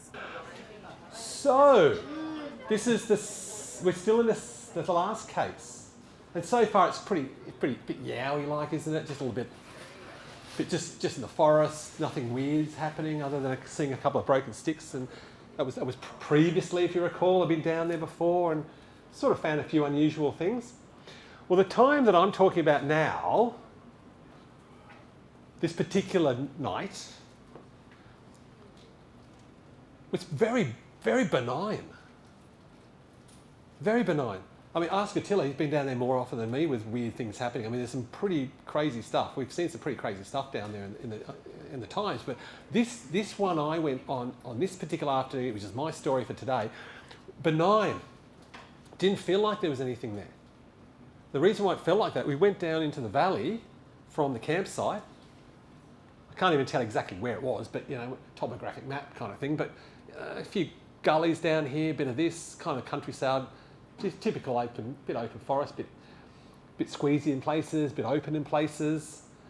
And I remember we sat down there in the afternoon and there were lyrebirds around, which if something's down there, and I think Tilla will back me up on this, and Ben, you'll probably be the same thing. Dan, sorry. Nothing's around. It just feels like everything's frightened off. But there was no issue like that on this day. I saw there was lyrebirds walked through, carrying on a bit, parrots and everything. Not many parrots down there, little ones, but good afternoon. I'm not going to see anything down there. So what do I do again? What's the common theme for my 3 stories? I said something. I said something, didn't I? Didn't keep my mouth shut. So I'm lying there, it's very, very woozy and oozy, and I just went, I'd like to know what is this stuff. Like, I'd like to know what's down here and who you are. Just like to know this kind of thing. Go on, let me know. All right. Okay, it's getting dusk now. Better hike out, better get out of there, go back to the campsite, go to bed, get up in the morning. I had to go in the morning. I'm always doing something, I think, and it was a 2-night hike. I'll venture this one, but I was only there for the first night. Anyway, so we've walked out, and it's sort of dark now, and I'm getting the old swag and hiking swag and go to sleep. Anyway, this is what experience I had. There was something was banging on my tent. Banging in my tent, right? Banging on my tent. What? And I was angry. So I got up out of my tent and I unzipped my tent, like this tiny little thing, got out and I stood out, and it was twilight. It was twilight outside. What did I see? So this is where we are, about here in the campsite. There were men in the twilight. Look, it's 2 in the morning or whatever it was, walking in this direction across towards the Jamison Valley. They're walking across my site, bumping into my bloody swag, making me really annoyed because it was frustrating. And they were kind of wearing, look, I don't use AI. You know how people make AI pictures? I went, I can do this. So I found this free thing that let me have about 50 AI pictures and then it shut down. This is the best I could do. I mean, people could do better than this, but it didn't, kind of gets a flavour of what I experienced, what I saw. Imagine a whole bunch of middle-aged blokes looking like me, walking through with kayaks, of all things. They were goofing it up. They were laughing. They were just carrying on, ignoring me as I stood there scowling at them. And then where this wasn't bush, it was a shimmering sea. So the campsite's here, thick bush into a valley down there, thick, everything thick. That was a shimmering sea. And these fellows were walking through our campsite, bang, bang, bang, crash with these kayaks under their arms, and they were getting into the shimmering sea and they were paddling into the unknown. So what do? They're not listening to me. What do you do if people aren't listening to you and they don't listen to you? You go see management, right? So I saw management.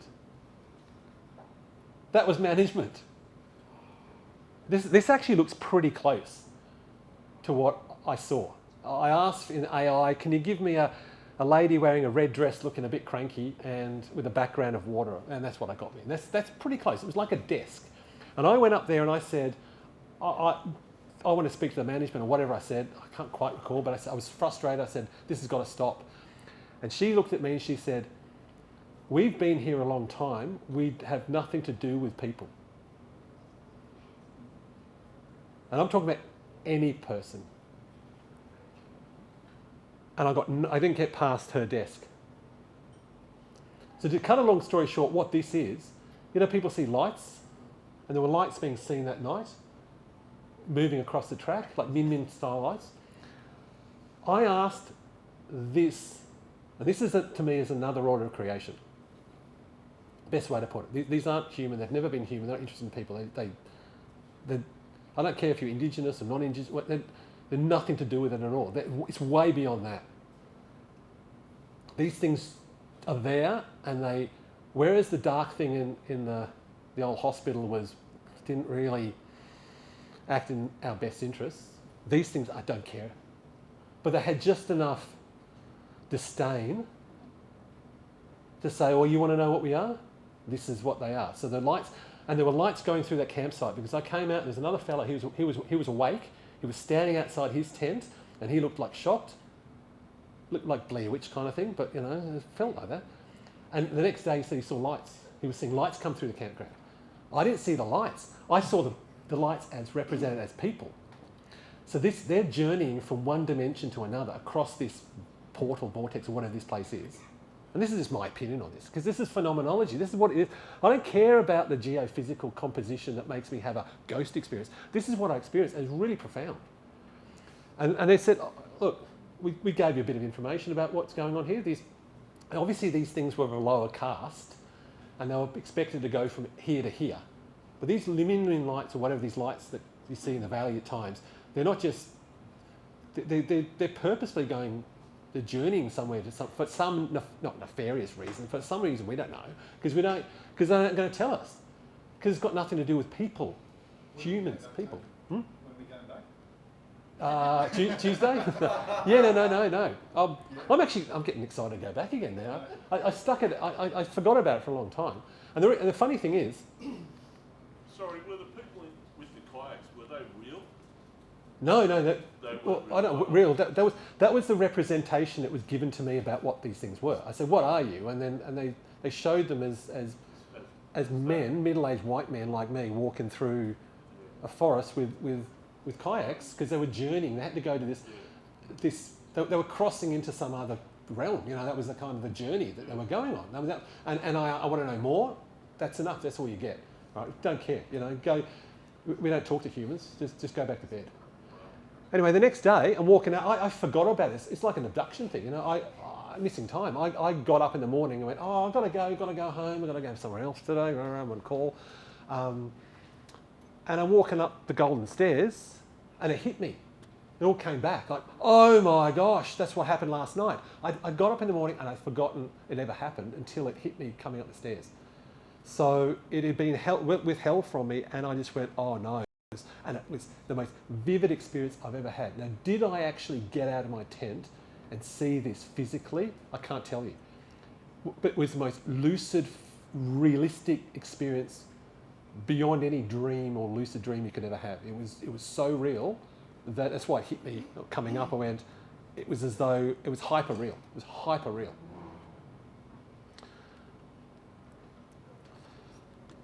So, on that note, that place probably has a lot of manifestations of whatever it is that's seen in different ways. So some of it can manifest in the Yowie phenomenon. Maybe the Yowie phenomenon is physical hominids, but also disguises itself as hominids, moving lights, ghostly apparitions. We talked a bit earlier. I mean, this is not part of the talk, but after this discussion, I was chatting with a few of us, and other things were mentioned about stuff you see on the trails and the voices you hear on the trails, and it's a spooky place. It's a spooky place. But that was the last time I've ever done anything. I think I walked out of that and I went, okay, coming off the back of the hospital, and having had that, I asked for what it was. It told me what it was, but I'm not going to get much farther than that. So what do I make of that? Okay. Phenomenologically, what impact did it have on me? Well, I haven't gone and investigated since, because I kind of felt I got an answer. And I know a lot of people keep going and doing investigations because it's a bit of a kick. You want to get the next one and the next one, but there's a time when you go, I kind of got as far as I can go, and I'm pretty happy with my understanding of what this thing is. And I won't ever know the full story, but it does seem to be authentic, and it's independent of me. It's not just some subjective hallucination. and it seems to have a story to it. And that story is the thing I've got to take with me and use if I can in some kind of way or another. So my assessment of all these things, they're my three stories. And the reason why I picked those three is because they were kind of in a close location, and I backward engineer the idea that there's a reason for it, but I just wanted to tell those stories. So you've got what I consider a human-derived ghost. Those features kind of differ a bit from the non-human, like poltergeisty possession, the black thing, the blacker than black thing, whatever that is, that kind of resides in this landscape. And I think that's connected also to what was in the valley, the lights in the valley. I think they're not human, and they've been there a long time, predate probably any human habitation ever. I mean, who knows how old the Earth is, but you know what I'm saying? Like, this stuff's disconnected. We just make up law about what they are, but they've always been there, and they don't really care about what we think. So, both phenomena, they're the ghostly ones, distinct from the paraphysical presence. So these things down that valley, Cedar Creek, I call it paraphysical. You know, it's the old-fashioned it's parapsychological, but it has physical elements to it too. So it does bump into you, but at the same time it can disappear. It's a paraphysical. That's not a traditional haunt, Cedar Creek, but it maintains the definition of a haunt. I mean, it's still the characteristics of a haunting experience. There's a location, seems to be fixed to it. It's pretty consistent. It makes you feel unusual.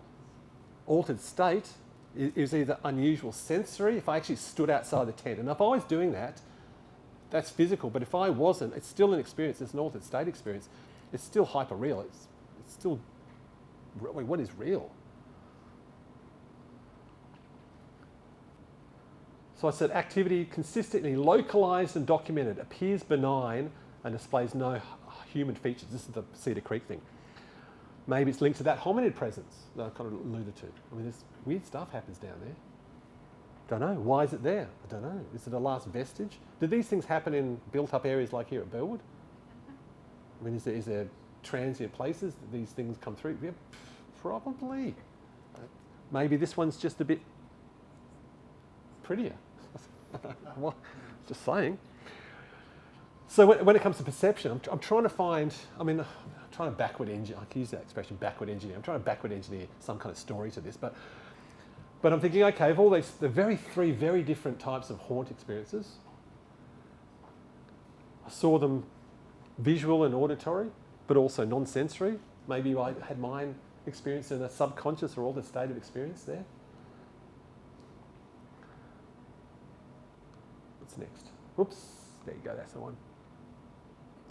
Okay, what about the geophysical location? Well, elevations are different. Like up the top there at the hospital site, you know, it's about 1,000 metres roughly, and down the valley is about 500 metres. So Cedar Creek and Urandria about 500 metres.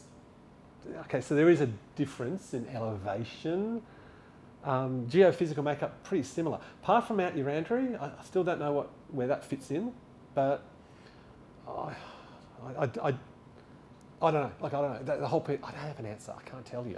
This is not scientific. This is the least scientific thing I could do, which is going to be a problem when I give the talk in August, because they're going to expect some physical data, and I'm going to go, that's it, 20 minutes, I'm off, see you later. And I'm going to get out of there really quick. But I can't give you an answer. But magnetic field, I'll give it an attempt. No, it's quite normal. There's nanotesla, it's like 65,000 nanotesla down the Antarctic down here somewhere. Where is it? Down here somewhere. Anyway, we're down there. Down here, but we're here, you know, it's a bit high compared to some parts of the world, but it's stable. It's stable. And I talked to Attila just in the break. Sorry, Attila, I keep pointing to you, and we're talking about things like that God helmet, that, you know, transcranial magnetic stimulation. Oh, by the way, sorry, I changed my shirt because I was sweating profusely. I thought I'd better go change my shirt because I was like dripping. When I talk, I get really nervous and I start sweating a lot, so that's why I changed my shirt.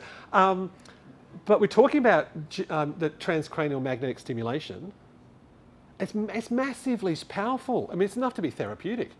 But the kinds of geomagnetic energy that's in the world, if it does fluctuate, it's like imperceptible compared to the thing they pump into your head to say, oh, look, you experienced something strange. It must be true, that's what's happening. You know? And this stuff here, there's nothing really happening, and it's not fluctuating. I mean, to fluctuate, you have to move very fast back and forth through a standing magnetic field to get any kind of induction probably. I mean, it's not happening like that. So I still, again, I haven't got the solution. I'm not going to give you a right or wrong answer. I just think that probably if there's anything energetic in the landscape, it's being used by whatever's in the landscape, and it tends to happen and not happen. You know all this. You know that there are times when things run hot, and there are times when things run cold. It's like whatever's passing through energizes, uses it, and it's gone. And you can't predict when it's going to come back. You can maybe divine for it or ask for it. my problem. Perhaps seems to work, but generally speaking, it's not predictable, and it's used by the phenomenon itself, or phenomena, if it's plural, rather than affecting us to make us see things that aren't there, which is a psychological idea, or maybe be more perceptive to what is already there. Perhaps I'm a bit more happy to that idea, but yeah, there's nothing fluctuating, nothing particularly different about that area compared to any other area around there. And also remember, it's the same geophysical and electromagnetic or whatever properties as places nearby that have never had any activity ever. So in common with Sedona, remember Sedona from Arizona? The geology doesn't seem to have strong magnetic anomalies. That's why Sedona is a bit strange too, because it's got all this kind of this sense of spiritual power, but they can't record anything that is not much different from anywhere else. There's a lot of magnetism in the rocks, but it's not really that much. It sounds good to go, oh look, there's all this magnetic stuff in the rocks, but it doesn't affect anyone because it's so weak compared to what needs to happen to actually affect a human being. It's a massive amount of fluctuation of magnetic fields to actually affect someone. That's why you need this transcranial magnetic stimulator, God helmet, as Mert Persinger used to call it. It's really powerful. You don't get that in nature. So all the magnetic fields and the electromagnetism consistent with what's expected, apart from Urandary Peak, but I can't find any evidence of I just know that it's chock full of bits and pieces like zinc and a bit of uranium, but is it maybe, but it's only one example. The rest of it is dead, like geophysically dead. There's nothing I can find there. No evidence of infrasound. The temperature was pretty much the same. Wasn't like it was snowing or 98 degrees Celsius. Pretty stable. Just enough to wear a shirt. I don't think there was anything I could feel that was. I mean, of course, I didn't have the measuring equipment. That's the problem I've got because I didn't do this scientifically. But my gut feel is nothing was changing much. Oops, there was no underground water. Here we go. No methane, no carbon dioxide, nothing like that. I don't think. But I can't pinpoint anything. So this is the story I'm trying to make. Look, there's 3 really complex haunt encounters, and the environmental factors didn't seem to be terribly evidential that you could distinguish them in terms of their characteristics or the fact that I had them there, but I didn't have them up at the top of the valley where in a house where nothing happens. Yep. No, I mean, they're not powered. This is powered, but it's the generator power. It's not, there's no mains from the street, because there ain't no street around there. Similar timber compositions for those 2 timber buildings, same era, no phone line. There's no phone line. So that's good. There's the post office. Yeah, that's the ladies. That's where she kind of haunts, and that's where I had and I came out and slept there because I was so annoyed with it. So my conclusion: lack of clear physical differences in the geophysical environment. I said I wouldn't give you a graph. I couldn't resist a graph. Come on, little correlation graph, little scatter plot. Each haunt precludes any attempt at correlating environmental and experiential disparities. That's a fancy way of saying, oh, the more of this, the more chance I have of that. I just don't think it's big. Again, you, Andrew, don't know. Okay, so this is my full conclusion. Each of my 3 encounters occupies what I consider a different phenomenological category. So the phenomenology of what I experienced was different. You know, you got your typical active ghostly spirit maybe of a ex-human being that was once alive. That's what the impression, versus something that was maybe someone says demonic, or it's just, at least it's not, it's black and it's not acting in a person's necessary best interest and it makes you angry. And this over here was very, kind of looks like a different non-human kind of presence, a bit more like elemental. Again, elemental, but a different kind of elementalness to this type of elemental, blah, blah, blah. Just very different kinds of experiences. And so my idea is, here we go, this is my favourite. Assuming a metaphysical framework of realism, scientific realism, like there's a real world. Now, I'm, based on my work on discontinuities, which is like, you know, disappearing objects and so forth and everything, I'm a bit of a simulation theorist in terms of reality. Now, what level of the simulation we're in? Is a simulation externally provided to us, or do we have some say in the simulation? So I think when it comes to things like, I don't know, Mandela effects, simulation theory kind of, isn't it? Discontinuities for me is like, you know, I put down my glasses and they're not there anymore, and they turn up 6 months later somewhere they shouldn't be, and no one did it, and that kind of thing. Like, that's literally as a quantum soup, and you're actualising reality through consciousness. It's personal simulation theory.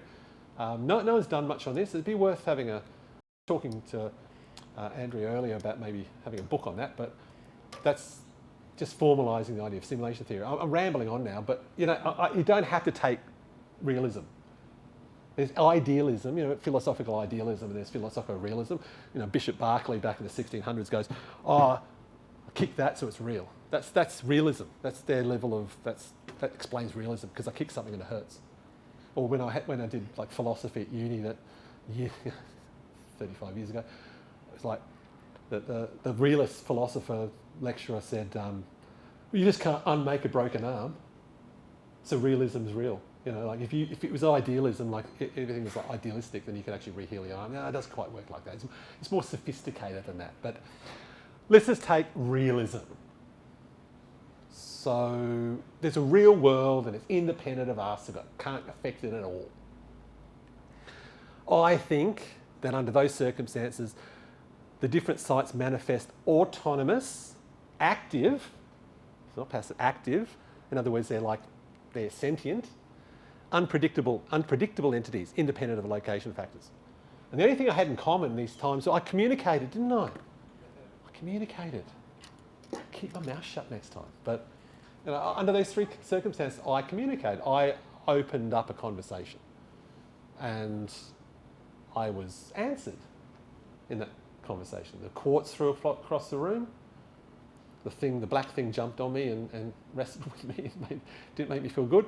And lucky it didn't break a hand or do anything more violent. Like I said, Tiller's much bigger than me, so he could grab me by the scruff of the neck and drag me out of there, and I couldn't. I could try to lay a punch probably, but I couldn't. It wouldn't even tickle you, wouldn't it? Anyway. And then the final time I actually was down there. I said the same thing. Like, what are you? Can I know? And they told me. I said, like, yeah, it's this, but go home. You're not interesting. So my conclusion, a bottom-up explanation, bottom-up. In other words, environmental factors explain or account for paranormal experiences in the haunt field, is not robust other than as a solution for single-dimensional reports. So yeah, fine, suggestibility does happen. You're a kid or you're a teenager or even someone grown up and getting all a bit spooked. Oh, I'm going to go out tonight with Attila, we're going to go into this house and it's dark and it's dimly lit. And I'm a bit sceptical of things anyway, but yeah, you know, suggestibility, dimly lit, and you hear a bit of a creak and what do you do then? You go away and go, yeah, I heard something, it could have been a ghost. And people aren't going, oh, that becomes a full-on, oh, I'm an apparition, I've come to haunt you. It's a big jump, isn't it? Big jump. But that's bottom up. They don't care about what you experience, it's just that's what happened. That's what would have happened. What caused your experience was that. Yeah, maybe dimly lit, kids come away and they went, oh, it's a haunted house. Why? Oh, we had a creak. We were really scared because it couldn't see anything and it was cold in there, and that's not much, is it? That's really not. That's only that much of haunt encounters. The rest of haunt encounters is, oh, I came across and saw this and it came across the room and I saw it. My perception's good. One thing in psychology I don't like, there's this idea that people's perception's very bad. And you get taught that. You get taught that in cognition. I had to teach in the cognition and where I am, and I teach in the program and I turn it around because I'm only taking tutes. I don't have to give the lectures or anything. And it's like, they learn about Elizabeth Loftus's work and all the other ones about like reconstructive memory. And the way it comes across is like people's memory is really infallible, you can't trust anyone's memory. And I have to tell them, read the actual studies, read the psychological studies, you'll find that they've only nitpicked the best bits that look really impressive.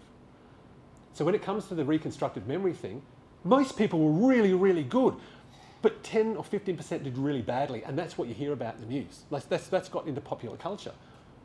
But most people's perceptions, really good. Okay, they lose tiny bits of detail about exactly where the time was and what maybe the certain colour was, but generally their memories are very, very accurate for things. It's the same with, here I'm rambling, the Stanley Milgram stuff. You know, the old, oh look, you know, you get a whole bunch of people in a lab and you tell them to electrocute a person and the person's like a Confederate, they're an actor. And people, and they're saying, no, don't electrocute me. And they're going like this, and they're going, yeah, you've got to stop doing what you're doing. And oh, it's terrible. It shows that you can't trust people. This is like a post-World War II thing where they can't trust people, the authoritarianism, rah, rah. Do you know how many people actually did that? When you read the paper, actually read the papers. Oh, most people said no. Most people, I'm not going to electrocute someone, but it doesn't sound sexy. So you go, oh, but some people do. So that's got filtered down into popular culture, that's what people do, but they don't. And going back on to perception, people's perception is very, very good. So when you see something anomalous in the sky or whatever you've seen, I guarantee a lot of you have seen weird things, and someone, oh, you misinterpreted something. No, I know what I saw, and it was very, very clear, and I can give you details of what I saw. That's good enough for me. It's good enough for me. So I think maybe some aspects of bottom-up work, you know, like I said, little teenage adolescents running out of a haunted house had a creak and went, oh, it's a ghost in a haunted house. That's about it. Everything else, when there's an actual phenomenological experience, you need to take that experience really seriously and listen to what the person's saying and see what they make of it. And that's qualitative. That's qualitative psychology. So there is a couple of papers out there. This one's by Kenneth Drinkwater and others, and it's about understanding the unknown, a thematic analysis of subjective paranormal experience. Thematic, themes. I'm not a qualitative psychology is interviews and people talking, and you get themes about their lives and what you think. There's no stats involved. There's no numbers. I'm a stats numbers person. I teach stats and numbers for fourth year psych, and then someone else takes over and does the qualitative stuff, sitting down with interviews and those kinds of things. But I like this, and I think it works really well in the field of the paranormal and experience, because it's not turning these people's experiences into averages and comparing averages or making regressions out of them, whatever. It's the experience itself takes precedence over attempts at reductionist classifications of yes or no. It's what is their experience? So I'm a phenomenological top-down guy now, and I have to get into a bit more qual work to sit down and say, okay, tell me about what you experienced and what did it do for you? How did it change your life outlook? You know, it has a bit of a therapy aspect to it too, doesn't it? But that, I think, is where psychology should go with the study of paranormal phenomena. I don't think it should be trying to do bottom-up, finding all the variables that cause it, because it doesn't work. Doesn't work. Oh, that's it. That's actually pretty good timing. Sorry, is that okay to finish it there?